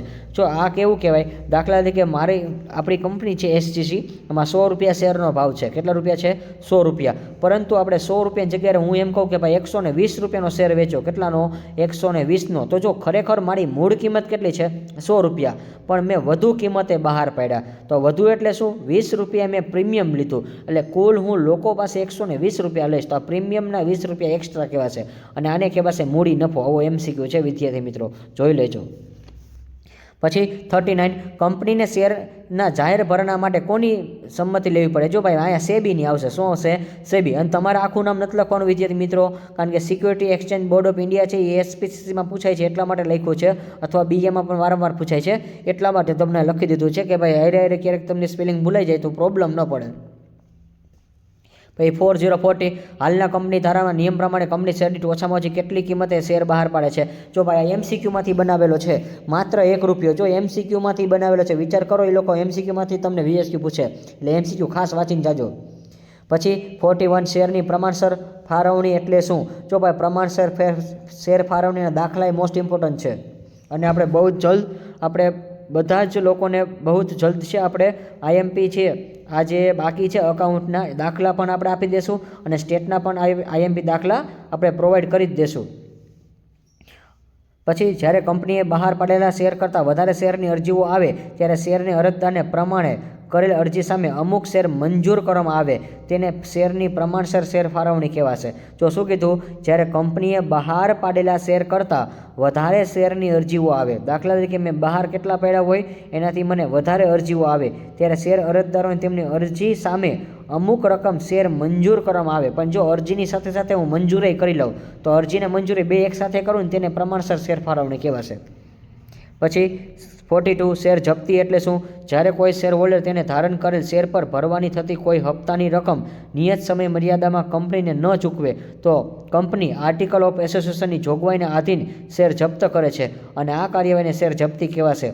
અને જો આઈ હોપ કે તમે SPCCમાં ભણો છો તો આવો જ મિનિંગ આવે છે કે જ્યારે કોઈ શેર હોલ્ડર ધારણ કરેલ શેર પર ભરવાની થતી કોઈ પણ હપ્તાની રકમ નિયત સમય મર્યાદામાં કંપનીને ન ચૂકવે તો આર્ટિકલ ઓફ એસોસિએશન જોગવાઈને આધીન રહીને શેર જપ્ત કરવામાં આવે છે. પછી 43 જામીનગીરી પ્રીમિયમ અનામત ખાતું પાકા અસરમાં ક્યાં દર્શાવવામાં આવે છે? ઇક્વિટી અને જવાબદારી બાજુ ક્યાં આવે? ઇક્વિટી અને જવાબદારી બાજુ અનામત અને વધારાના શીર્ષક હેઠળ દર્શાવવામાં આવે છે. જો ખાસ યાદ રાખજો, ઇક્વિટી અને જવાબદારી બાજુ અનામત અને વધારાના શીર્ષક હેઠળ દર્શાવવામાં આવે છે. 44 શેર એક એવી મિલકત છે, શેર એ સ્થળાંતરિત અથવા ફેરબદલી કરી શકાય તેવી મિલકત છે. જો ભાઈ શેર છે ને એ સ્થળાંતરિત છે, એટલે મૂવેબલ એન્ડ ટ્રાન્સફરેબલ છે. આપણે મૂવેબલ છે અને હલનચલન થાય છે, એવા સ્થળાંતર એટલે શું? એક જગ્યાએથી બીજી જગ્યાએ જાય, કારણ કે અને ફેરબદલી પણ થાય છે, કોના નામે એક્સચેન્જ કરવા એવું બધું થાય છે. પછી IPO જ્યારે કોઈ કંપની સૌપ્રથમવાર પોતાના શેર જાહેર જનતા માટે બહાર પાડે તે શેર ખરીદવાનો પ્રસ્તાવ મૂકે તેને IPO કહેવાશે. જો ભાઈ IPO વાળી વ્યાખ્યા છે આ વખતે પૂછવાનું છે, 2025ની એક્ઝામમાં પૂછાશે, કારણ કે નોલેજ બધા પાસે છે એટલે શેરનું નોલેજ છે કે જ્યારે કોઈ કંપની સૌપ્રથમવાર પોતાના શેર જાહેર જનતા માટે બહાર પાડે તો શેર ખરીદવાનો પ્રસ્તાવ મૂકે તો તેને IPO કહેવાશે. અને જો IPO વાળો પ્રશ્ન નહીં હોય તો IPOનું ફૂલ ફોર્મ નામ પૂછશે કે જો હજી સુધી કોઈ દી અકાઉન્ટમાં ફૂલ ફોર્મ નામ નથી પૂછ્યા હજી સુધી અકાઉન્ટમાં કોઈ દી ફૂલ ફોર્મ નામ નથી પૂછ્યા, પરંતુ આ વખતે પહેલી વાર એવું બનશે 2025માં કે આઈપીઓનું પૂરું નામ જણાવો એવું પૂછશે. તો ઇનિશિયલ પબ્લિક ઓફર, જો ભાઈ ઇનિશિયલનો સ્પેલિંગ પાકો કરજો, INITIAL, પહેલાં INITIAL પબ્લિક ઓફર. આ સ્પેલિંગ પહેલી વાર એવું બને, મને એવું લાગે છે કે પહેલી વાર એવું બનશે કે આઈપીઓનું ફૂલ ફોર્મ નામ પૂછશે. અને ઘણા લોકો આવું પાકું નહીં કર્યું હોય તો 1 ગુણ જવાનો છે, પણ જે લોકોએ વિડીયો જોયો હોય છે એને પૂરા માર્ક આવશે. એટલે વિડીયોને મેક્સિમમ તમે શેર કરો. પછી 46 સત્તાવાર મૂડી કોને કહેવાય છે? કંપની પોતાના જીવનકાળ દરમિયાન વધુમાં વધુ જેટલી રકમ શેર મૂડી દ્વારા એકત્રિત કરી શકે તેને સત્તાવાર મૂડી કહેવાય. જો સત્તાવાર મૂડી એટલે શું કે કંપની પોતાના જીવનકાળ દરમિયાન, એટલે આપણી એસજીસી કંપની છે, જીવનકાળ દરમિયાન વધુમાં વધુ જેટલી રકમથી શેર મૂડી દ્વારા એકત્રિત કરે, એટલે હું શેર મૂડી દ્વારા બધી રકમ એકત્રિત કરું તેને સત્તાવાર મૂડી કહેવાશે. પછી 47 કયા પ્રકારના ડિબેન્ચર સાથે વ્યાજના કૂપનો આપવામાં આવે છે? જો ભાઈ વ્યાજના કૂપન માત્ર બેરર ડિબેન્ચર, જો ખાલી બેરર, જો આવું જ લખવાનું છે, બેરર ડિબેન્ચર સાથે. જો અમુક ચેપ્ટરને તમે વીએસક્યુ વાંચો તો તમને એમ થાય કે સાહેબ આટલું સહેલું હોય ને તોય વિદ્યાર્થી નથી વાંચતા, પણ જો તમને સાવ સહેલામાં સહેલું કરી દીધું છે. અને અત્યાર સુધી કોઈ જો આવી રીતે આવા સમજાવેલા નથી વીએસક્યુની પીડીએફ. અને આ તમને ક્લાસરૂમમાં લગભગ તમારા સર મેડમ નહીં સમજાવતા હોય. આપણે એ રીતે પૂરેપૂરું ડીપમાં તમને સમજાવી છે કે ભાઈ શું લખવું ને શું ન લખવું અને કયા કયા તમારા જવાબ છે. અને જો તમને વિડીયો પસંદ પડે તો મેક્સિમમ તમે શેર કરો. અને જો તમે ફર્સ્ટ ટાઈમ આ ચેનલમાં આવો છો તો વિડીયોને તમે સબસ્ક્રાઇબ કરો, જેથી કરીને આવનાર તમામ વિડીયોની નોટિફિકેશન તમને મળતી રહે. અને કોમર્સની સાથે સાથે તમે જો કોલેજ કરશો તો કોલેજના આઈએમપી આપણા જ યુટ્યુબ ચેનલમાં તમને જોવા મળશે. પછી 48 કંપની ધારા 2013 મુજબ કંપની કેટલા વર્ષની મુદત તે ડિબેન્ચર બહાર પાડી શકે છે? તો ભાઈ 10 વર્ષની મુદત. જો માત્ર જો આવા સિમ્પલ જવાબ આવે, જો વિચાર તો કરો કે ભાઈ પ્રશ્ન કેવડો મોટો. જો જેમ પ્રશ્ન મોટો ને એમ તમને બીવાનું નહીં, પ્રશ્ન મોટો ને જો જવાબ ટૂંકો હોય કે કંપની ધારાની જોગવાઈ મુજબ 2013ના નિયમ પ્રમાણે કંપની કેટલા વર્ષની મુદતમાં છે? તો ભાઈ 10 વર્ષની મુદત. કેટલા વર્ષની? 10 વર્ષની મુદત. જો હમણાં મેં કીધું પ્રશ્ન મોટો હોય તો જવાબ નાનો, અને જો પ્રશ્ન નાનો હોય તો જવાબ મોટો. 49 59 ડિબેન્ચર બહાર પાડવા, ડિબેન્ચર વટાવ એટલે શું? કંપની પોતાના ડિબેન્ચર તેની દાર્શનિક કિંમત કરતાં ઓછી કિંમતે બહાર પાડે ત્યારે ઓછી રકમ મળે છે. એ જે રકમ ઓછી મળે છે એને આપણે શું કહેવાય છે? ડિબેન્ચર વટાવ કહેવામાં આવે છે. જો કંપની પોતાના ડિબેન્ચરની દાર્શનિક કિંમત કરતાં, જો દાર્શનિક કિંમત અથવા તો મૂળ કિંમત બેમાંથી એક જ કહેવાશે કે મૂળ કિંમત કરતાં લખો તોય ચાલે, એ ઓછી કિંમતે બહાર પાડે ત્યારે જે રકમ ઓછી લેવામાં આવે છે તેને ડિબેન્ચર વટાવ કહેવામાં આવે છે. પછી 50 ડિબેન્ચર એટલે શું? જો ભાઈ ડિબેન્ચરની વ્યાખ્યા જો મોસ્ટ ઇમ્પોર્ટન્ટ છે. તમે ઘણા લોકો એસપીની વ્યાખ્યા લખો છો એ નહીં ચાલે, કારણ કે અમુક વાર અમુક વસ્તુ નથી ચાલતી. એટલે તમે ખાસ એવું ન કરો, કારણ કે તમારો રોકડો માર્ક જવાનો છે. તમે ભલે લખો પણ તો લખવાનો ટાઈમ વેસ્ટ થવાનો છે તમારો, એટલે ખોટું લખવું નહીં. જો ન આવડે તો ન લખાય, પણ આ વ્યાખ્યા આવડવી જોઈએ. અને એકવાર પાકી કરી લેજો એટલે તમને ફાયદો થશે કે કંપની જાહેર જનતા પાસેથી લાંબા ગાળા માટે ઉછીની મેળવેલ રકમ સામે રોકાણકારોને દેવાનો સ્વીકાર કરતો દસ્તાવેજ આપે છે તેને ડિબેન્ચર કહેવામાં આવે છે. જો ભાઈ કંપની જાહેર જનતા પાસેથી લાંબા ગાળા માટે ઉછીની મેળવેલ રકમ સામે રોકાણકારોને દેવાનો સ્વીકાર કરતો દસ્તાવેજ આપે છે તેને શું કહેવાશે? ડિબેન્ચર કહેવામાં આવે છે. ભાઈ 51 જામીનગીરી ડિબેન્ચરના આધારે ડિબેન્ચરના કેટલા પ્રકાર છે? ભાઈ તારણવાળા ડિબેન્ચર, તારણ વગરના ડિબેન્ચર. જો આવું યાદ રખાય, આપણને યાદ રહેતો નહીં. અને હા, જો આ અત્યાર સુધી કોઈ દી બોર્ડવાળે એક્સપેરિમેન્ટ નથી કર્યો, પણ મને એવું લાગે છે જો કરશે ને તો ટેન્શન ન લેતા. શું કરશે ખબર છે કે તારણવાળા ડિબેન્ચરનું બીજું નામ જણાવો. તારણવાળા ડિબેન્ચરનું બીજું નામ શું છે ભાઈ? હવે જવાબ બોલો ભાઈ. ગીરવે ડિબેન્ચર. જો આવું બોર્ડવાળા કરે છે કે માત્ર તમે કન્સેપ્ટ પાકો કરો છો, પણ કન્સેપ્ટને ડીપમાં ભણો તો તમને કોઈ દી પ્રોબ્લેમ ન પડે. એટલે કન્સેપ્ટ હંમેશા ડીપમાં ભણતા શીખો કે ભાઈ તારણવાળા ડિબેન્ચરનું બીજું નામ શું છે? ભાઈ ગીરવે ડિબેન્ચર છે. શું છે? ગીરવે ડિબેન્ચર છે. અને તારણ વગરના ડિબેન્ચરનું બીજું નામ શું છે? ભાઈ સાદા ડિબેન્ચર છે. શું છે? સાદા ડિબેન્ચર છે. જો ભાઈ આવું બોર્ડમાં પૂછે છે અને ઘણા લોકો તોય કન્ફ્યુઝ થઈ જાય છે કે સાહેબ કેવું અઘરું પેપર હતું. અઘરું પેપર નહોતું ભાઈ, તમે કોઈ દી વાંચ્યું ન હોય, તમે કોઈ દી સમજ્યું ન હોય તો એવું જ લાગે છે, પણ આ સમજી ગયા હોય તો પૂરા માર્ક આવે છે. અને હા, જો તમને એવું પૂછે ભાઈ સાદા ડિબેન્ચરનું બીજું નામ આપો, તો હવે આવડે કે ન આવડે? બોલો જવાબ. શું આવે ભાઈ? સાદા ડિબેન્ચરનું બીજું નામ તારણ વગરના ડિબેન્ચર. અને ગીરવે ડિબેન્ચરનું બીજું નામ બોલો તો ભાઈ, બોલો. ગીરવે ડિબેન્ચરનું બીજું નામ શું છે? તારણવાળા ડિબેન્ચર. જો આવડી ગયું કે નહીં? જો આવું બોર્ડવાળા કરે છે, બીજું કાંઈ ન કરે. એ ટેન્શન નહીં લેવાનું, તમને અહીંયા VSQના કોઈ માર્ક નહીં જાય, એ ડેફિનેટલી કહી દઉં છું. તમ તારે બોર્ડમાં કઈ રીતે પૂછે ને તેની સંપૂર્ણ મેથડ સમજાવી. અને જો હજી તો આપણે A અને B વિભાગ સોલ્વ કર્યો છે, હજી તો આપણે સેક્શન C ને D એ કમ્પ્લીટ કરવાનો છે. બધા આપણે થિયરીના પ્રશ્નો છે બોર્ડમાં પૂછાયેલા છે એનું સોલ્યુશન દેવું છે, ને અકાઉન્ટના દાખલા હોય છે એનું દેશું આપણે. અને હા, સાથે સાથે આપણે સ્ટેટના પણ IMP દેશું. એટલે 5 વિષય આપણી ચેનલમાં આવરી લેવામાં આવશે. 52 રોકડ સિવાયના અવેજથી ડિબેન્ચર બહાર પાડવામાં આવે. જો ભાઈ રોકડ સિવાય, દાખલા તરીકે માની લો હું મારા જે ડિબેન્ચર બહાર પાડું ને પણ રોકડ સિવાય, પણ હા હું તમારી પાસે પૈસા ન લઉં, તો એ કઈ રીતે બને? તો ભાઈ બને, એવું બને જ છે. તમ તારે જો પ્રેક્ટિકલ સમજો. મિલકતોની ખરીદીની સામે, મિલકતોની ખરીદીની સામે કોઈ ધંધાની ખરીદી વખતે, મિલકતોની ખરીદીની સામે કોઈ ધંધાની ખરીદી વખતે ધંધો વેચનારને ધંધાની ખરીદ કિંમત પેટે રોકડને બદલે ડિબેન્ચર આપવામાં આવે. દાખલા તરીકે તમે મારી પાસે કોઈ વસ્તુ લેવા આવ્યા, એટલે ધંધો વેચનાર છે, ધંધાની ખરીદ કિંમત પેટે રોકડને બદલે ડિબેન્ચર આપવામાં આવે છે, તો રોકડ સિવાયના અવેજથી બહાર પાડેલા ડિબેન્ચર કહેવાય. જો આનું પ્રેક્ટિકલ એક્ઝામ્પલ આપું, દાખલા તરીકે તમારે કોઈને ખરીદી કરવી છે અને મારે વસ્તુ વેચવી છે, તો મારા ડિબેન્ચર તમે લેવા આવો છો, પણ આ તમે મારા ડિબેન્ચર લેવા આવો છો તો હું તમારી પાસે સામે કોઈ મિલકત માગીશ. શું માગીશ? મિલકત. કે મારે મિલકત ખરીદવી છે પણ મારી પાસે ડિબેન્ચર છે. શું છે? ડિબેન્ચર. તો હું તમને ડિબેન્ચર આપીશ, તમે મને મિલકત આપો, તો આને કહેવાય રોકડ સિવાયના અવેજ. આમાં મારે ક્યાંય રોકડા પૈસા કોઈને દેવાના નથી અને તમારે મારી પાસેથી રોકડા લેવાના નથી, તમારે ખાલી ડિબેન્ચર લેવાના, તમારી જે પ્રોપર્ટી હોય મારા નામે ચડાવી દેવાની. 53 ડિબેન્ચર હોલ્ડર કોને કહેવાય? જે લોકો કંપનીને નાણાં આપી ડિબેન્ચર મેળવે અથવા બજારમાંથી ડિબેન્ચર ખરીદે તેને ડિબેન્ચર હોલ્ડર કહેવાય. જો ભાઈ ડિબેન્ચર હોલ્ડરની વ્યાખ્યા ઇમ્પોર્ટન્ટ રહેશે. આ યુનિક ક્વેશ્ચન છે, કારણ કે આવો કોઈથી ન પૂછ્યો હોય એટલા માટે, અને એક જ વાર પૂછેલો છે કે જે લોકો કંપનીના નાણાં આપીને ડિબેન્ચર મેળવે છે. જો ઘણીવાર તમે શું કરો કે તમે SCCના શેર લ્યો છો અથવા ડિબેન્ચર, તો ડિબેન્ચર લેવા જો તમે પૈસા આપીને મને લઈ શકો છો, તો તમે મને પૈસા આપો તો હું તમને ડિબેન્ચર આપીશ. અને બીજું શું તો કે તમે બજારમાંથી જાઓ, તમે મારી પાસેથી ન લ્યો, પરંતુ તમે કોઈ એક સ્ટોક એક્સચેન્જની કોઈ નાના મોટી દુકાન હોય છે અથવા તો શોપ હોય છે, અત્યારે તો બધા લોકો કરી શકે છે મોબાઈલ એપ્લિકેશનમાંથી, તો તમે એપ્લિકેશન મારફતે પણ તમે લઈ શકો છો. તો બજારમાંથી ડિબેન્ચર ખરીદો છો તો પણ તમે હોલ્ડર કહેવાય. એટલે હોલ્ડર તમે ગમે ત્યાંથી લ્યો પણ હોલ્ડર બનો છો. પછી 54 સ્ટોક ટર્નઓવર એટલે શું? સરેરાશ સ્ટોકનું વર્ષ દરમિયાન કેટલીક વખત વેચેલ માલની પડતરમાં રૂપાંતર થયું છે.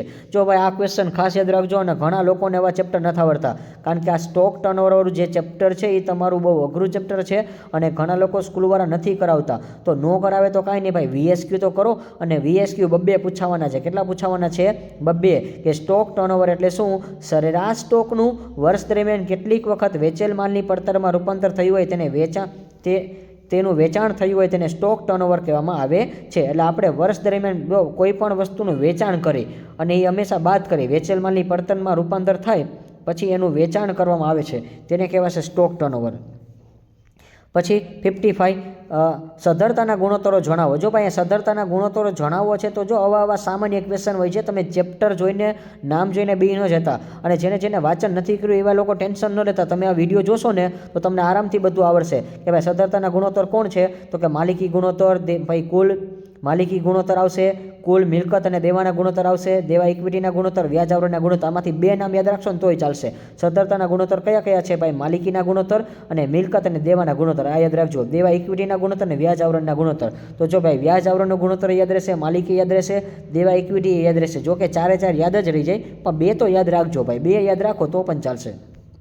56 કયા ગુણોત્તર દ્વારા કાર્યક્ષમતા મપાય છે? કાર્યક્ષમતાના ગુણોત્તર દ્વારા. જો ભાઈ જવાબ એમાં જ આપી દીધો, કાર્યક્ષમતાના ગુણોત્તર દ્વારા કાર્યક્ષમતા મપાય. જો આવા VSQ હોય છે, જો તમે ભલે ચેપ્ટર નંબર 5 નો ભણ્યા હોય ગુણોત્તરવાળું, પણ ટેન્શન ન લેતા, તમને આમાં સોલ્યુશન કરાવી દે કે કાર્યક્ષમતાના ગુણોત્તર દ્વારા કાર્યક્ષમતા મપાય છે. 57 ગુણોત્તરનું વર્ગીકરણ કેટલા ભાગમાં થાય છે ભાઈ? જો ભાઈ કેટલા ભાગમાં? માત્ર 2 ભાગમાં. જો આવું લખવાનું છે, માત્ર 2 ભાગમાં, બીજું કાંઈ નથી લખવાનું. આટલા સામાન્ય VSQ બહુ સહેલા પૂછે છે. પછી 58 વેચાણ માલની પડતર એટલે શું? વપરાયેલ કાચા માલની પડતરમાં મજૂરી અને કારખાના ખર્ચ ઉમેરવામાં આવે છે. તો તે જે પડતર મળે છે તેને વેચાણ પડતર કહે છે. જો ભાઈ વેચાણ પડતર કહેવાય, વેચાણ માલ પડતર, આ બે એક જ થશો. વેચાણ માલ પડતર કે તો એક જ જવાબ આવશે કે કાચા માલની પડતરમાં શું થાય, મજૂરી અને કારખાનાના ખર્ચ ઉમેરવામાં આવે. શું આવે? ઉમેરતા જે પડતર મળે તેને વેચાણ પડતર કહેવામાં આવે છે.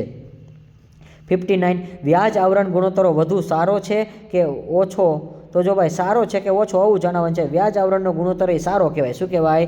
વ્યાજ આવરણનો ગુણોત્તર કેવો કહેવાય? સારો. શું છે? સારો. શું છે? સારો. આટલો જવાબ આવે છે. પછી 60 વ્યાજ આવરણના ગુણોત્તરનું સૂત્ર જણાવો. વ્યાજ આવરણના ગુણોત્તર બરાબર વ્યાજ અને વેરા પહેલાંનો નફો, વ્યાજ અને વેરા પહેલાંનો નફો છેદમાં લાંબા ગાળાના દેવાનું વ્યાજ. જો ભાઈ તમે ભાગાકારની નિશાની કરજો. વ્યાજ અને વેરા પહેલાંનો નફો અને લાંબા ગાળાના દેવાનું વ્યાજ. આ કેનું સૂત્ર છે ભાઈ? વ્યાજ આવરણનું. કેનું છે? વ્યાજ આવરણનું. તો જો વ્યાજ આવરણનો ક્વેશ્ચન છે એ અગત્યનો છે અને વધારે આવે છે એટલા માટે ખાસ કરીને જાજો ભાઈ. વ્યાજ આવરણ ગુણોત્તર સારો કે ઓછો? તો કે સારો. અને એનું સૂત્ર શું છે? વ્યાજ અને વેરા પહેલાંનો નફો, વ્યાજ અને વેરા પહેલાંનો નફો છેદમાં લાંબા ગાળાના દેવાનું વ્યાજ. ચલો વ્યાજ આવરણનું સૂત્ર બધાને આવડી ગયું ને? એકવાર બોલી જાઓ. વ્યાજ અને વેરા પહેલાંનો નફો છેદમાં લાંબા ગાળાના દેવાનું વ્યાજ. આ કેનું સૂત્ર છે ભાઈ? વ્યાજ આવરણનું. અને વ્યાજ અને વેરો છે એ હંમેશા ક્યાં આવશે? અંશમાં. અને છેદમાં શું આવશે? લાંબા ગાળાના દેવાનું વ્યાજ. પછી 61 ગુણોત્તર કયા કયા સ્વરૂપે રજૂઆત થાય છે? જો ભાઈ આ એમસીક્યુમાંથી પૂછ્યો છે, આ એમસીક્યુમાંથી પૂછી લીધો. વિચાર તો કરો, તમારો પાઠ્યપુસ્તકનો એમસીક્યુ બીજો છે એમાંથી પૂછ્યું છે ભાઈ ગુણોત્તરના દિવસ છે પ્રમાણ સ્વરૂપ, ટકાવારી સ્વરૂપ, સમયના આધારે આપેલ તમામ એવું જવાબ આવે છે ઓપ્શનમાં. ઓપ્શન નંબર ડી જોઈ લેજો. અને અપૂર્ણાંકમાં આવે છે દિવસ આવે, અઠવાડિયા આવે, મહિના આવે. આ બધા તમને આવડે એવા છે ભાઈ. ગુણોત્તર સ્વરૂપ, પ્રમાણ સ્વરૂપ, ટકાવારી સ્વરૂપ, સમયના આધારે, દિવસ, અઠવાડિયા, પૂર્ણાંક. જો આવું આટલો બધો જવાબ ન લખતા ભાઈ. માત્ર 3-4 નામ લખજો. એવું ન હોય કે એક માર્કમાં આવડે એટલે બધું લખી જ નાખવાનું. એવું ન હોય. સમજાણું? 3 થી 4 નામ લખજો ભાઈ. પ્રમાણ સ્વરૂપ, ટકાવારી સ્વરૂપ, સમયના આધારે, અઠવાડિયાના આધારે, મહિનાના આધારે. બસ 2 થી 3 નામ યાદ રાખશો તો પણ ચાલશે. વિચાર તો કરો જો ભાઈ, એમસીક્યુમાંથી પૂછે છે. 62 શેર હોલ્ડરના ભંડોળ એટલે શું? શેર હોલ્ડરના ભંડોળ એટલે ઇક્વિટી શેર મૂડી અને પ્રેફરન્સ શેર મૂડીના અનામત અને વધારાના ઉમેરતા. જો ભાઈ ઇક્વિટી શેર મૂડી અને પ્રેફરન્સ શેર મૂડીનું અનામત અને વધારામાં ઉમેરવામાં આવે છે. શું આવે છે? ઉમેરતા. તથા નફા નુકસાન ખાતાની ઉધાર બાકી છે એ બાદ કરવામાં આવે છે. જો આને સિમ્પલ ભાષામાં યાદ રાખો ને તો હું કહું ને એમ યાદ રખાય. શેર હોલ્ડરના ભંડોળ એટલે શું ખબર હે? આનું સૂત્ર બને કે ઇક્વિટી શેર મૂડી, પ્રેફરન્સ શેર મૂડી, અનામત અને વધારો. શું આવશે? 3 વસ્તુ આવશે. ઇક્વિટી શેર મૂડી, પ્રેફરન્સ શેર મૂડી, અનામત અને વધારો. એમાં પ્લસ આવે. એમાંથી શું બાદ કરવાનું? નફા નુકસાન ખાતાની ઉધાર બાકી બાદ કરો એટલે શેર હોલ્ડરના ભંડોળ મળે. જે સૂત્ર બની ગયું. શું સૂત્ર હતું? બોલો વિદ્યાર્થી મિત્રો. ઇક્વિટી શેર મૂડી તથા પ્રેફરન્સ શેર મૂડી અને અનામત અને વધારો એ શું કરવાનું? ઉમેરતા એટલે પ્લસ થાય. અને નફા નુકસાન ખાતાની શું કરવાની? બાકી છે એ બાદ કરવાની છે એટલે શેર હોલ્ડરના ભંડોળ મળી જાય. તો સિમ્પલ જવાબ છે. તમે વિડીયો જોવો એટલે તમને મજા આવી જાય અને આરામથી તમે પાકા કરી શકો એક જ વાર. અને જો હું બોલું ને તોય તમને યાદ રહી જશે. માત્ર તમારે જોવાનું જ છે. શેર મૂડી એટલે શું? શેર મૂડી એ શેર મૂડી જ કહેવાય છે. પણ આ શેર મૂડી કોની? તો કે ભાઈ કંપનીની શેર મૂડી. કેવી? કંપનીની મૂડી હોય ને શેર મૂડી કહેવાય. કોની મૂડી? શેર મૂડી છે પણ કોની ભાઈ? કંપનીની મૂડીને શેર મૂડી કહેવાય. જો આવા સામાન્ય ક્વેશ્ચન પૂછે તો ટેન્શન ન લેતા, તમને આવડવાનું જ છે કે ભાઈ શેર મૂડી કોને કહેવાય? કંપનીની મૂડીને શેર મૂડી કહેવામાં આવે છે. કંપનીની મૂડીને શેર મૂડી કહેવામાં આવે છે. 64 કયા ગુણોત્તરો દ્વારા તરલતા મપાય છે ભાઈ? ચાલુ ગુણોત્તર અને પ્રવાહિતા ગુણોત્તર દ્વારા તરલતા મપાય. જો ભાઈ કોના દ્વારા? ચાલુ ગુણોત્તર અને પ્રવાહિતા ગુણોત્તર દ્વારા તરલતા મપાય. તરલતા કોના દ્વારા મપાય ભાઈ? ચાલુ ગુણોત્તર અને પ્રવાહિતા ગુણોત્તર દ્વારા તરલતા મપાય. જો કોના દ્વારા કીધું ભાઈ? ગુણોત્તર કોના દ્વારા માપવું છે ભાઈ? ચાલુ ગુણોત્તર અને પ્રવાહિતાના ગુણોત્તર દ્વારા તરલતા મપાય છે. જો ક્વેશ્ચન ભલે તમે ચેપ્ટર ન ભણો પરંતુ ડેફિનેટલી કહી દો વિડીયો જો એટલે બધા VSQ આવડે. ડીપમાં સમજાવવાનો છું. 65 ગુણોત્તર એટલે શું? બે હિસાબી આંકડા વચ્ચે સંબંધો જે ગાણિતિક રીતે દર્શાવવાના હોય છે તેને ગુણોત્તર કહેવામાં આવે છે. જો ભાઈ બે હિસાબી આંકડાઓ વચ્ચે સંબંધ કેવા હોય છે? ગાણિતિક રીતે દર્શાવેલા હોય છે તેને ગુણોત્તર કહેવામાં આવે છે. ખાસ યાદ રાખજો, વ્યાખ્યા તો બધી પાકી જ કરવાની છે કે બે હિસાબી આંકડાઓ વચ્ચે અને ગાણિતિક રીતે દર્શાવેલા હોય તેને ગુણોત્તર કહેવામાં આવે છે. અને જો આપણે પાઠ્યપુસ્તકમાંથી લીધા છે બધા પ્રશ્નો, પરંતુ જવાબ આપણે આપણી રીતે બનાવેલા છે, બોર્ડમાં માન્ય હોય છે એ રીતના તમને બનાવીને આપ્યા છે. 66 66 ચાલુ ગુણોત્તરનો ઉદ્દેશ લખો ભાઈ. ચાલુ ગુણોત્તરનો ઉદ્દેશ શું છે? ચાલુ ગુણોત્તરનો ઉદ્દેશ ધંધાની ટૂંકા ગાળાના દેવા ચૂકવવાની ક્ષમતા આપે છે ભાઈ. જો ચાલુ એટલે શું, નામમાં જ જો એ લોકોએ જવાબ આપી દીધો, કારણ કે ચાલુનો સમાનાર્થી બોલો, કારણ કે 11મા ધોરણમાં આપણે આવતું ટૂંકા ગાળાનું. કેવું આવતું? ટૂંકા ગાળાનું. તો ધંધાની કેવી? ધંધાની ટૂંકા ગાળાના દેવા ચૂકવવાની ક્ષમતા ધરાવે. ચાલુ ગુણોત્તર શું બતાવે ભાઈ? ધંધાનું દેવું ચૂકવે, પણ હા ટૂંકા ગાળાનું. કેવું? ટૂંકા ગાળાના દેવા ચૂકવવાની ક્ષમતા ધરાવે તેને ચાલુ ગુણોત્તર કહેવામાં આવે છે. ભાઈ 67 જો ભાઈ પ્રેક્ટિકલ એકવાર પૂછો છો, કાચા નફાનો ગુણોત્તરનું પહેલાં સૂત્ર પાકું કરો. કાચા નફાના ગુણોત્તરનું સૂત્ર કાચો નફો છેદમાં ચોખ્ખું વેચાણ ગુણ્યા 100. આ રીતે સૂત્ર આવે. જો વેચાણ તમને કેટલું આપેલું છે? વેચાણ એટલે એને ચોખ્ખું વેચાણ કહેવાશે ભાઈ. યાદ રાખજો, વેચાણને શું કહેવાશે? વેચાણને ચોખ્ખું વેચાણ એટલે 15 લાખ આપેલા છે. અને કાચો નફો કેટલો છે ભાઈ? તમારી પાસે 3 લાખ છે. કેટલો છે? 3 લાખ છે. પણ સૂત્ર શું છે? કાચો નફો છેદમાં ચોખ્ખું વેચાણ ગુણ્યા 100. તો કાચો નફો ક્યાં આવે? 3 લાખ. ઉપર અંશમાં આવે, છેદમાં 15 લાખ આવે, ગુણ્યા 100 એટલે 20% થશે. અને હા, કાચા નફાનું સૂત્ર પાકું કરજો, કારણ કે પ્રેક્ટિકલ ક્વેશ્ચન મૂકશે ને મૂકશે. પણ જો વિદ્યાર્થી મિત્રો વિડીયો જોયો હોય ને તો આવડે, બાકી ન આવડે. કારણ કે આવું તમને મળ્યું ચોપડીવાળા નહીં કહેવાના હોય. અને તમે કોઈ પણ મળ્યો સજેશન બુક્સ વાંચશો તો એવું તમારા મગજમાં વિચારે ન આવે. પણ જો વિડીયો જોવાનો આ ફાયદો થાય કે વિડીયો જોવાથી ઘણું બધું આપણું તાર્કિક ક્ષમતા નવું જાણવા મળે, કે બોર્ડવાળા શું પૂછશે ને એ હું તમને અહીંયા સોલ્યુશન આપીશ. કે આ જ રકમ તમને ન આપે, રકમ બદલે, પણ કાચા નફાનો ગુણોત્તર પૂછે તો હવે વિદ્યાર્થી મિત્રો સૂત્ર શું આવશે એ ખબર પડી ગઈ ને, કે નફો હંમેશા અંશમાં આવે, છેદમાં શું આવે? વેચાણ. નફો હંમેશા અંશમાં આવે, છેદમાં શું આવે? વેચાણ. અને ગુણ્યા શું કરવાના? 100. એટલે તમને જવાબ મળી જ જાય. ચલો, ખબર પડી ગઈ. એટલે હંમેશા આ PM સરના જે વિદ્યાર્થી હોય ને બધા લોકોને કોઈ પ્રશ્ન જ નહીં પડે, કારણ કે એ અને B વિભાગ મોટે થવાનો છે. હવે 68 ગુણોત્તર ક્યારે ઉપયોગી બની શકે છે? ગુણોત્તર ક્યારે ઉપયોગી બને ભાઈ? જ્યારે ગુણોત્તરની કોઈ પણ ધોરણ સાથે સરખામણી કરવામાં આવે. જો શું કીધું ભાઈ? કોઈ પણ ધોરણ સાથે સરખામણી કરવામાં આવે ત્યારે ગુણોત્તર છે એ બને છે ઉપયોગી બને. જ્યારે કોઈ ગુણોત્તરની શું કરે? સરખામણી કરવામાં આવે. જો ગુણોત્તરની સરખામણી કરો ને ત્યારે ઉપયોગી બને, ત્યાં સુધી કોઈ દી બને નહીં ભાઈ. અને જો તમે સરખામણી કરો, તમે જો આ વિડીયો જોવો ને તમે સરખામણી કરજો, આવું તમને કોઈ નહીં સમજાવે ડીપમાં. અને એ અને B વિભાગ બધા લોકો મોટું કરાવે, પણ મોટું તો થઈ જશે ભાઈ. એ અને B વિભાગ તો કરાવો, કારણ કે ફર્સ્ટ ઇમ્પ્રેશન તો પાડવા દો, કારણ કે ફર્સ્ટ ઇમ્પ્રેશન કોઈ શીખડાવતું જ નથી. અને આપણે એટલે જ પાયો પાકો કરવો છે. હંમેશા પાયો પાકો હોય ને તો ઉપર કાંઈ વાંધો જ ન આવે, કારણ કે ઉપરનું તો બધાને આવડતું જ જાય, પણ હંમેશા પહેલાં શરૂઆત સારી થાય ને તો છોકરાને ધગસ છે એ જાગવાની છે. અને આપણો પાવર પ્લે છે એ સારામાં સારો રમવાનો છે. પાવર પ્લેમાં જો તમે સારું રમી લો ને તો તમને મજા આવી જાય. 68 ગુણોત્તર એટલે ક્યારે ઉપયોગી મને ખબર પડી ને ભાઈ? ધોરણ સાથે જ્યારે તમે સરખામણી કરો ત્યારે ગુણોત્તર બને છે ઉપયોગી. પછી 69 તરલતા એટલે શું? ટૂંકા ગાળાની સધરતાને તરલતા કહેવાય. જો ભાઈ ટૂંકા ગાળાની સધરતાને તરલતા કહેવાશે. જો ભાઈ ટૂંકા ગાળાની સધરતાને શું કહેવાશે? તરલતા. 7070 વ્યાજ આવરણનો ગુણોત્તર શું દર્શાવે છે? જો ભાઈ વ્યાજ આવરણનો ગુણોત્તર છે કમાણીની ક્ષમતા બતાવે છે. જો ભાઈ કમાણી બતાવે, શું બતાવે? વ્યાજ આવરણનો ગુણોત્તર શું દર્શાવે છે?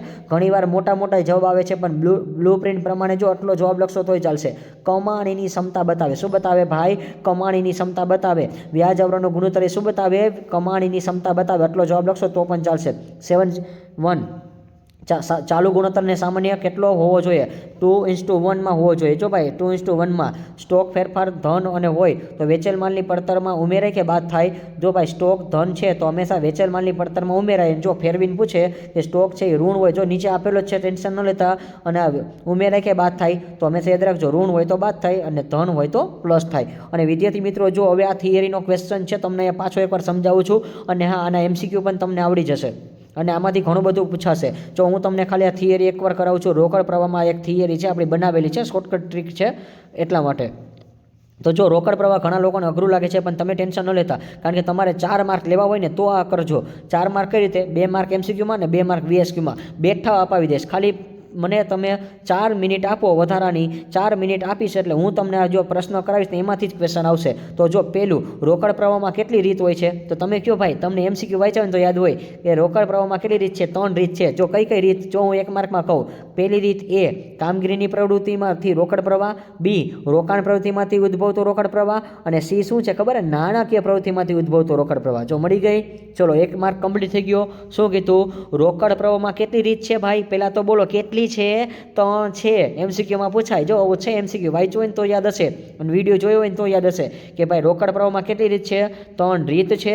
કામગીરીની પ્રવૃત્તિમાંથી ઉદ્ભવતો રોકડ પ્રવાહ, પછી રોકાણની પ્રવૃત્તિમાંથી ઉદ્ભવતો રોકડ પ્રવાહ અને નાણાકીય પ્રવૃત્તિમાંથી ઉદ્ભવતો રોકડ પ્રવાહ. જો ભાઈ કામગીરીમાં એટલે માણસને લગતું ઉદાહરણ યાદ રાખવાનું. તો જો કામગીરીમાં શું આવશે? માલ કે સેવાનું ખરીદ અને વેચાણ. જો 5 વસ્તુ આવશે. માલ કે સેવાનું ખરીદ અને વેચાણ કઈ પ્રવૃત્તિમાં આવે? ભાઈ કઈ પ્રવૃત્તિમાં આવે? બોલો, પ્રવૃત્તિનું નામ બોલો. માલ કે સેવાની ખરીદી કઈમાં આવશે? કામગીરીની પ્રવૃત્તિમાં આવશે. દેવાદાર કે લેણી હુંડીની ઉઘરાણી આ કેમાં આવશે ભાઈ? તો ભાઈ દેવાદારને લેણી હુંડીની ઉઘરાણી છે હંમેશા ઉમેરાય છે. જો ઉઘરાણી એટલે પ્લસ થશે અને ચૂકવણી એટલે બાદ થશે. તો ભાઈ જો આનો MCQ છે, તમે ચોપડીમાં વાંચ્યો હોય ને તો ન વાંચ્યો હોય તો એકવાર જોઈ લેજો. હવે જો ડેફિનેટલી કહી દો કે MCQ તમને ન ભૂલાય કે દેવાદાર કે લેણદારોની ઉઘરાણી હોય ને એટલે હંમેશા એ કઈ પ્રવૃત્તિમાં આવે? કામગીરીની પ્રવૃત્તિમાં આવે. કેમાં આવે? કામગીરીની પ્રવૃત્તિમાં ઉમેરાય. પણ જો આ VSQ તમને MCQ ફેરવીને પૂછે, VSQ જ છે પણ MCQમાંથી હું કહું છું, જો મેં ચોપડી સામે રાખજો તમને ખબર પડશે કે લેણદારને દેવી હુંડીની ચૂકવણી. જો ભાઈ એ કઈ પ્રવૃત્તિમાં આવે? તો યાદ રાખો કઈ પ્રવૃત્તિમાં આવે? કામગીરીની પ્રવૃત્તિમાં આવે. કેમાં આવે? કામગીરીની પ્રવૃત્તિમાં આવે. એટલે જો યાદ રાખજો કામગીરીની પ્રવૃત્તિમાં 3 વસ્તુ આવી. માલ કે સેવાનું ખરીદ અને વેચાણ. ખરીદી હોય તો માઇનસ થાય, વેચાણ હોય તો પ્લસ થાય. દેવાદારને લેણી હુંડીની ઉઘરાણી પ્લસ થશે. કઈ પ્રવૃત્તિમાં આવે? કામગીરીમાં. લેણદાર અને દેવી હુંડીની ચૂકવણી કઈ પ્રવૃત્તિમાં આવે? કામગીરીમાં. પછી ચૂકવેલ ખર્ચા અને મળેલ આવક. ચૂકવેલ ખર્ચા અને મળેલ આવક માત્ર પગાર. જો ભાઈ પગારવાળો MCQ પણ છે, ચોપડીમાં જોઈ લેજો કે પગાર કઈ પ્રવૃત્તિમાં આવે? કામગીરીની પ્રવૃત્તિમાં આવે. આવકવેરો અને આવકવેરા રિફંડ કઈ પ્રવૃત્તિમાં આવે? કામગીરીની પ્રવૃત્તિમાં આવે. તો ટોટલ 5 વસ્તુ યાદ રાખજો. આ એના ઉદાહરણ છે. આ બધા છે ને ચોપડીના આપે જ કોન્સેપ્ટમાં પણ આપણે બનાવેલા છે. આ 5 એક્ઝામ્પલ યાદ રાખજો. મેં કીધા નહીં, આનાથી બહાર દાખલો ન જાય. ગેરંટી આપું ને તો કે ભાઈ કામગીરીની પ્રવૃત્તિમાં કઈ વસ્તુ આવે?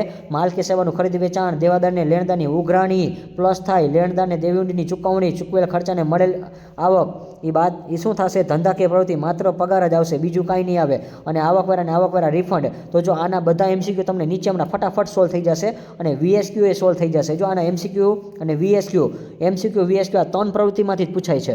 પછી રોકાણની પ્રવૃત્તિમાંથી ઉદ્ભવતો રોકાણ પ્રવાહ. એમાં કઈ વિગત આવે? જો ભાઈ રોકાણ એટલે શું ખબર? તમે દાખલા કે કોઈ મકાન લીધું, કાં તો તમે પ્લોટ લીધો, સમજાણું, કાં તો તમે કાર લીધી, તો આ બધી મિલકત કહેવાય. મિલકતનું ખરીદ અને વેચાણ કરો. શું કરો? મિલકતનું ખરીદ અને વેચાણ કરો. તો ખરીદી છે એ માઇનસ થાય અને વેચાણ શું થાય? પ્લસ થાય. લાંબા ગાળાના રોકાણની ખરીદી. જો ભાઈ રોકાણ એટલે શું? શેરમાં રોકાણ કરો, ડિબેન્ચરમાં રોકાણ કરો. તો જો રોકાણ કર્યું, તમે ખાલી 5000ના શેર લીધા. વિચાર કરો, તમે 5000ના શેર છે ખરીદી કરો, તો શેરની ખરીદી કરો તો એ માઇનસ થાય. પણ રોકાણની પ્રવૃત્તિ કહેવાય, કારણ કે તમારા માટે એ લોંગ ટર્મ ઇન્કમ છે. અને વેચાણ કરો, તમે તમારા શેર વેચી નાખો તો રોકાણ કરેલી વસ્તુઓ તમે વેચી નાખો એવું બને. તો વેચાણ કરો તો પ્લસ થાય. શું થાય? પ્લસ થાય, કારણ કે ધંધામાં આવક આવે છે. પછી મળેલ વ્યાજ અને ડિવિડન્ડ. જો ભાઈ આ શબ્દ યાદ રાખજો. આના બેઝ ઉપર MCQ બનેલો છે. ચોપડીનું સામે રાખજો, ચોપડી MCQ જોતા જાજો કે મળેલ વ્યાજ અને ડિવિડન્ડ છે એ કઈ પ્રવૃત્તિમાં આવે? મળેલ વ્યાજ અને ડિવિડન્ડ છે એ રોકાણની પ્રવૃત્તિમાં આવે. કેમાં આવે? રોકાણની પ્રવૃત્તિમાં આવે. અને આવું ભાડાવાળું કીધું છે ભાઈ, મળેલ ભાડું. તો મળેલ ભાડું છે ને ભાઈ યાદ રાખજો, એવા ચોપડીમાં સૌથી છેલ્લો MCQ છે. એટલે મીન્સ કે ચોપડીનું પાઠ્યપુસ્તકનું પન્નું બદલે ને એનો છેલ્લો. કે રોકાણની પ્રવૃત્તિ એટલે શું? ભાડાની આવક એટલે શું? ભાડાની આવક એટલે શું? તો કે રોકાણની પ્રવૃત્તિમાં ઉમેરાય અને કામગીરીમાં બાદ થાય. એવો ઓપ્શન છે. જવાબ જોઈ લેજો. શું કહું છું ભાઈ? સમજશો ને? ચલો સમજાય છે ને? શું કીધું મેં? કે રોકાણની ભાડું એટલે મળેલ ભાડું છે એ રોકાણની પ્રવૃત્તિમાં ઉમેરાય અને કામગીરીમાં બાદ થાય. ચલો આ 4 વિગત યાદ રાખીને જો ફરી એકવાર બોલું છું કે મિલકતોનું ખરીદ કે વેચાણ, લાંબા ગાળાના રોકાણ કે ખરીદી, મળેલ વ્યાજ કે ડિવિડન્ડ, મિલકતમાંથી મળેલ આવક. પણ કઈ આવક? ભાડાની આવક. માત્ર ભાડાની આવક હોય ને એ રોકાણની પ્રવૃત્તિમાં આવશે. અને છેલ્લી પ્રવૃત્તિ નાણાકીય પ્રવૃત્તિમાંથી રોકડ પ્રવાહ. જો નાણાકીય પ્રવૃત્તિમાં કઈ આવશે? શેરને ડિબેન્ચર બહાર પાડવાને પરત કરવા, લોન લેવી કે પરત કરવી, બેંક ઓવરડ્રાફ્ટમાં વધારો ઘટાડો અને ચૂકવેલ વ્યાજ કે ડિવિડન્ડ આ નાણાકીય પ્રવૃત્તિમાં આવે. હવે જો હું એમ કહું ભાઈ ચૂકવેલ ડિવિડન્ડ એ કઈ પ્રવૃત્તિમાં આવે? જો ભાઈ ચૂકવેલ હોય ને તો નાણાકીય પ્રવૃત્તિ, મળેલ હોય ને તો રોકાણ પ્રવૃત્તિ. યાદ રાખજો, મળેલ હોય ને મળેલ વ્યાજ અને મળેલ ડિવિડન્ડ એ કઈ પ્રવૃત્તિમાં આવે? હવે બોલો ભાઈ, યાદ રહી ગયું ને? અને આ બંને MCQ છે ભાઈ, ચોપડીમાં જોઈ લેજો કે ચૂકવેલ પ્રવૃત્તિ હોય તો કેમાં આવે? નાણાકીય પ્રવૃત્તિમાં આવે. મળેલ હોય તો કેમાં આવે? રોકાણની પ્રવૃત્તિમાં આવે. જો બધું સેમ ટુ સેમ લાગે પણ હવે નહીં લાગે. હવે તમને મજા આવશે અને હવે આવડી ગયું એટલે મજા આવે. અને બેંક ઓવરડ્રાફ્ટ કઈ પ્રવૃત્તિમાં આવે? MCQ એ વાત જોજો. બેંક ઓવરડ્રાફ્ટ કઈ પ્રવૃત્તિમાં આવે? બોલો, જવાબ બોલો. MCQ એટલે આવડી જ ગયા હશે. આ ચેપ્ટરમાં તમારા 4 પાકા છે કે નાણાકીય પ્રવૃત્તિમાં આવશે. બેંક ઓવરડ્રાફ્ટ કઈ પ્રવૃત્તિમાં આવે? નાણાકીયમાં આવે. લોન લેવીને લોન પરત કરવી કેમ આવે? નાણાકીયમાં આવે. શેર ડિબેન્ચર બહાર પાડો. જો ભાઈ અહીંયા બહાર પાડવાની વાત થઈ છે, ઉપર ખરીદવાની વાત થઈ હતી. એમ કે ને ભાઈ શેર ડિબેન્ચર ખરીદવાનું. જો ભાઈ શેર ડિબેન્ચર ખરીદવાનું કે ને તો રોકાણની પ્રવૃત્તિમાં આવશે. શેર ડિબેન્ચર વેચવાનું કે ને તો રોકાણમાં આવશે. તો આ બંને શબ્દમાં હાઇલાઇટ કરજો ભાઈ કે શેર ખરીદવાનું કે વેચવાનું કે તો રોકાણમાં આવશે, અને પરત કરવાનું કે બહાર પાડવાનું કે તો નાણાકીય પ્રવૃત્તિ આવશે. ચલો, આઈ હોપ કે તમે આ વસ્તુ લખી લેજો વિદ્યાર્થી મિત્રો. આમાંથી હવે જો તમને ફટાફટ સોલ્યુશન કરાવું છું, અને એમસીક્યુ તમારા બધા ચોપડીના સોલ્વ થઈ ગયા છે.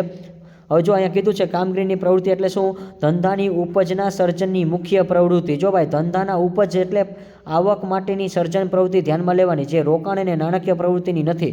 પણ આ એમાં રોકાણ કે નાણાકીય પ્રવૃત્તિનો સમાવેશ ન થાય. એટલે રીત નંબર 1માં માત્ર આવકના એટલે કે ઉપજના સર્જનની પ્રવૃત્તિ, પરંતુ રોકાણ અને નાણાકીય પ્રવૃત્તિ એટલે ઓપ્શન નંબર આપણે જે રીત નંબર 2 અને રીત નંબર 3 આ ન આવે.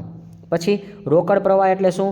વર્ષ દરમિયાન રોકડની આવક અને જાવકમાં કેટલી થઈ છે તેનો પરિણામના વર્ષના અંતે રોકડ અને રોકડ સમકક્ષની શિલક દર્શાવતું પત્રક તેને રોકડ પ્રવાહ પત્રક કહેવાય.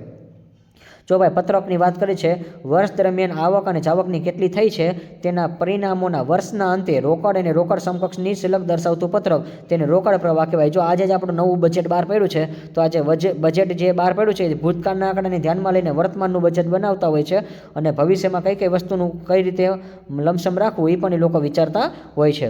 ત્યાર પછી 76 ચૂકવેલ ડિવિડન્ડ કઈ પ્રવૃત્તિમાં નોંધવામાં આવે છે? ચૂકવેલ ડિવિડન્ડ. જો ભાઈ હવે આનો જવાબ તમે બોલો, આવડી જ ગયો. ચૂકવેલ ડિવિડન્ડ કઈ પ્રવૃત્તિ આવે? કારણ કે જો આપણે બધી વિગત પાકી કરીએ છીએ ને, પહેલામાં 5 વિગત હતી, બીજામાં 4 અને ત્રીજામાં 4. તો જો ચૂકવેલ ડિવિડન્ડ એમનો યાદ રહી જાય ભાઈ, નાણાકીય પ્રવૃત્તિ. પછી રોકડ અને રોકડ સમકક્ષ. રોકડ એટલે શું? હાથ પરની રોકડ શિલક હોય ને બેંક શિલક હોય ને તેને રોકડ કહેવાય. શું કહેવાય? રોકડ એટલે શું? તમારા ખીચામાં પૈસા પડે ને, અથવા તો હાથમાં પડ્યા હોય, કાં તો બેંકમાં પડે, એ રોકડ શિલક કહેવાય.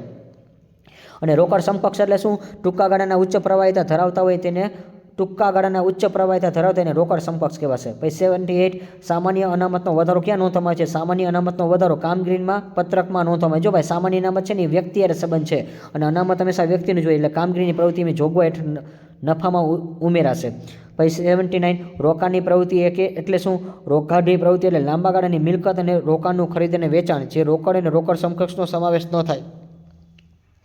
જો રોકાણ એટલે શું? તમે મિલકત લીધી, દાખલા તરીકે તમે સોનામાં ગોલ્ડમાં પૈસા રોક્યા અને તમે એકાદો પ્લોટ લીધો, પરંતુ આમાં રોકડા પૈસાની વાત ક્યાંય નહીં આવે. તમારે પાસે પડ્યા હોય ને એ તમારે એમને રાખવાના. તમે રોકાણ કેમાં કર્યું? સોનામાં કર્યું ને એ મિલકત કહેવાય, કારણ કે એ રોકાણ કહેવાય. એટલે લાંબા ગાળાના રોકાણ અને અન્ય રોકાણનું ખરીદ અને વેચાણ કરો, પરંતુ એમાં રોકડા પૈસા ગમે એટલા પડ્યા હોય એ કોઈ દી ધ્યાનમાં લેવાતા નથી. પછી 8080 બેંક ઓવરડ્રાફ્ટમાં વધારો ઘટાડો કઈ પ્રવૃત્તિમાં આવે? જો બધાને આવડી જાય એવું છે, નાણાકીય પ્રવૃત્તિ, કારણ કે ઉપરની જે વિગત હતી તમે જોઈ લીધી છે. 81 ચાલુ મિલકતનો ઘટે તો રોકડ પ્રવાહ વધશે કે ઘટે? જો ભાઈ મિલકત ઘટે ને ત્યારે હંમેશા વધશે, એવો ઓપ્શન આવશે. આનો એમસીક્યુ છે વિદ્યાર્થી મિત્રો, એમસીક્યુ જોઈ લેજો. મિલકત ઘટે ને ત્યારે હંમેશા રોકડ પ્રવાહ વધે, અને મિલકત એમ કે ને વધે. શું કે મિલકત વધે, પણ કઈ મિલકત? ચાલુ મિલકત એમ કે ને વધે તો રોકડ પ્રવાહ ઘટશે, એવું ઊંધું આવશે, આમાં વિરોધાથી આવશે. જો ભાઈ મિલકત ઘટે ને તો ઘણા લોકો ઓછામાં ઘટે કરી નાખે. ના, મિલકત ઘટે ને તો ઓપ્શનમાં આવશે પ્રવાહ વધે, અને મિલકત વધે ને તો શું થશે? વધે તો ઘટશે. 82 રોકડ પ્રવાહ એ બેંકમાં રોકડ વ્યવહાર એ કોઈ પણ રોકડ વ્યવહાર નથી તેનું ઉદાહરણ આપો. જો રોકડ વ્યવહાર ન હોય ને એવું ઉદાહરણ આપો, તો રોકડ તમે બેંકમાં ભરી કે રોકડ છે એ બેંકમાંથી ઉપાડો, તમે રોકડા પૈસા છે ને એ બેંકમાં ભરવા જાઓ કે ઉપાડવા જાઓ, એ એનું ઉદાહરણ છે નહીં. જો આ કારણ કે રોકડા પૈસા કોઈ દી ધ્યાનમાં ન લેવાય. રોકડ પ્રવાહ એટલે શું? રોકડ પ્રવાહ એટલે રોકડ શબ્દ કોઈ દી ધ્યાનમાં ન લેવાય. રોકડા પૈસા તમે બેંકમાં ભરવા જાઓ કે રોકડા બેંકમાંથી ઉપાડવા જાઓ, એ કોઈ દી એમાં ધ્યાનમાં લેવાતા નથી. આ એનું ઉદાહરણ છે. પછી 83 સર્વનિર્મિત મિલકતો ક્યાં નોંધવામાં આવે છે? ભાઈ સર્વનિર્મિત મિલકતો રોકડ પ્રવૃત્તિમાં જાવક રોકડ પ્રવાહ તરીકે દર્શાવે. જો ભાઈ ક્યાં કઈ રીતે નોંધવામાં આવે છે? રોકાણની પ્રવૃત્તિમાં. કઈ પ્રવૃત્તિમાં? સર્વનિર્મિત મિલકત છે. જો ભાઈ ઓલરેડી મિલકત શબ્દ કહી દીધો, તો મિલકત કેમ ત્યારે હંમેશા રોકાણની જ પ્રવૃત્તિ આવે. કઈ આવે? રોકાણની. પણ આ જાવક રોકડ પ્રવાહ કહેવાશે. કેવો કહેવાશે? જાવક. પછી 84 પાકડીના મૂલ્યાંકનની રીત જણાવો. જો આ બધા યુનિક ક્વેશ્ચન છે, હવે બધા છે ને આપણે બનાવેલા છે કે સરેરાશ નફાની પદ્ધતિ, ભારિત સરેરાશ નફા પદ્ધતિ, અધિક નફા નફાની પદ્ધતિ અને નફાની મૂડીકરણની પદ્ધતિ. તો આ બધા ખાસ વાંચી લેવા, આવડી જશે એવા છે. પછી 85 સરેરાશ નફાની પદ્ધતિ એટલે શું? આપેલ વર્ષના નફાનો સરવાળો કરી વર્ષની સંખ્યા વડે જે રકમ ભાગે તેને સરેરાશ નફો કહેવાય. આપેલ વર્ષોના નફાનો શું કરવાનો? સરવાળો, અને વર્ષોની સંખ્યા વડે જે રકમ મળે છે તેને સરેરાશ નફો. અને આ વખતે વિદ્યાર્થી મિત્રો તમને સરેરાશ નફો તો ભારિત સરેરાશ નફાની વ્યાખ્યા પૂછશે પાઘડી ચેપ્ટરમાંથી. જો આ બધા પાઘડી ચેપ્ટરના છે. એટલે જુદા જુદા વર્ષને નફાને ભાર આપીને જે સરેરાશ કાઢવામાં આવે તેને ભારિત સરેરાશ નફો કહેવાશે. જો ભાઈ આ તમને યુનિક ક્વેશ્ચન છે અને આ બધા પૂછાય એવા છે. ખાસ યાદ રાખજો, ભારિત સરેરાશ નફાની વ્યાખ્યા પૂછાશે આ વખતે પાઘડી ચેપ્ટરમાંથી કાં તો સરેરાશની, કે જુદા જુદા વર્ષને નફાને ભાર આપીને જે સરેરાશ કાઢવામાં આવે તેને ભારિત સરેરાશ નફો કહેવાશે. તો 85 ને 86 ખાસ કરીને જજો વિદ્યાર્થી મિત્રો, તમારા માટે ખૂબ જ લાભદાયી છે. પછી 87 કયા વ્યવહારો હંમેશા કામગીરીની પ્રવૃત્તિમાં હોય? જો ભાઈ આપણે ઉપર બધા લખ્યા કામગીરીના વ્યવહાર એટલે મજા, પગાર, બોનસ, કમિશન, મહેનતાણું, બોનસ, પછી કર્મચારીના કલ્યાણના ખર્ચા, આ બધું કેમાં આવશે? કામગીરીમાં આવે. તો ભાઈ કામ કરવા કોણ જાય? માણસ જાય. પગાર, બોનસ, કમિશન, મહેનતાણું આ બધું કેમાં આવશે? કામગીરીના પ્રવૃત્તિ કહેવાશે. પછી 88 ચૂકવેલ બાંહેધરી કમિશન કઈ પ્રવૃત્તિમાં નોંધવામાં આવે છે? ચૂકવેલ બાંહેધરી કમિશન છે એ નાણાકીય પ્રવૃત્તિમાં આવે છે. જો ભાઈ ચૂકવેલ બાંહેધરી એટલે કમિશન, કમિશન શબ્દ લઈ નાણાકીય પ્રવૃત્તિ આવે. કમિશન હોય, પછી આ બધા શબ્દ જેવા છે, વ્યાજ છે, કમિશન છે, આ બધા નાણાકીયમાં જ આવશે. પછી 89 સંપાદન ખાતાને બીજા કયા નામથી ઓળખાય? માલ મિલકત નિકાલ ખાતા તરીકે ઓળખવામાં આવે છે. જો આ બધા યુનિક ક્વેશ્ચન છો, 82 થી લઈને 90 છે એ બધા યુનિક ક્વેશ્ચન છે કે આવવાની શક્યતા રહેશે ફેરવી ફેરવીને. અને નફા નુકસાન હવાલા ખાતાને બીજા કયા નામથી ઓળખવામાં આવે છે? પુનઃમૂલ્યાંકન ખાતું કહેવામાં આવે છે. તો વિદ્યાર્થી મિત્રો અહીંયા આપણા દરેક ક્વેશ્ચન છે એ કમ્પ્લીટ થાય છે. અને આઈ હોપ કે તમને બધા તમને વિડીયો ખૂબ જ પસંદ પડ્યો હશે. અને જો તમને વિડીયો ખરેખર પસંદ પડે છે તો મેક્સિમમ ચેનલને તમે સબસ્ક્રાઇબ કરી દો, અને સાથે સાથે કર્યા પછી તમે મેક્સિમમ વિડીયોને શેર કરો. તમે કોઈ પણ સ્કૂલના ગ્રુપ હોય છે તમારા ધોરણ 12 કોમર્સના લગતા, એ તમામ મિત્રોને માહિતી પહોંચાડો જેથી કરીને તેને પણ 10માંથી 10 માર્ક છે ઇઝીલી મળી જાય. અને હા, આવી રીતે આપણે સેક્શન સી સાથે મળશું, અને આઈએમપી દાખલા છે સ્ટેટ એન્ડ અકાઉન્ટના ટૂંક જ સમયમાં લોન્ચ કરી દેવામાં આવશે. તો વિદ્યાર્થી મિત્રો ખરેખર તમને જો વિડીયો પસંદ પડે છે તો મેક્સિમમ તમે શેર કરજો, અને જેથી કરીને બીજા વિદ્યાર્થીને માહિતી મળી જશે. કારણ કે આપણી એક જ એવી ચેનલ છે જે એ અને બીનું સંપૂર્ણ સોલ્યુશન આપે છે, અને સાથે સાથે સેક્શન સી ડીનું પણ હવે ટૂંક સમયમાં મૂકી દેવામાં આવશે. તો વિદ્યાર્થી મિત્રો, like this video, share this video, follow with Shri Ganesh classes.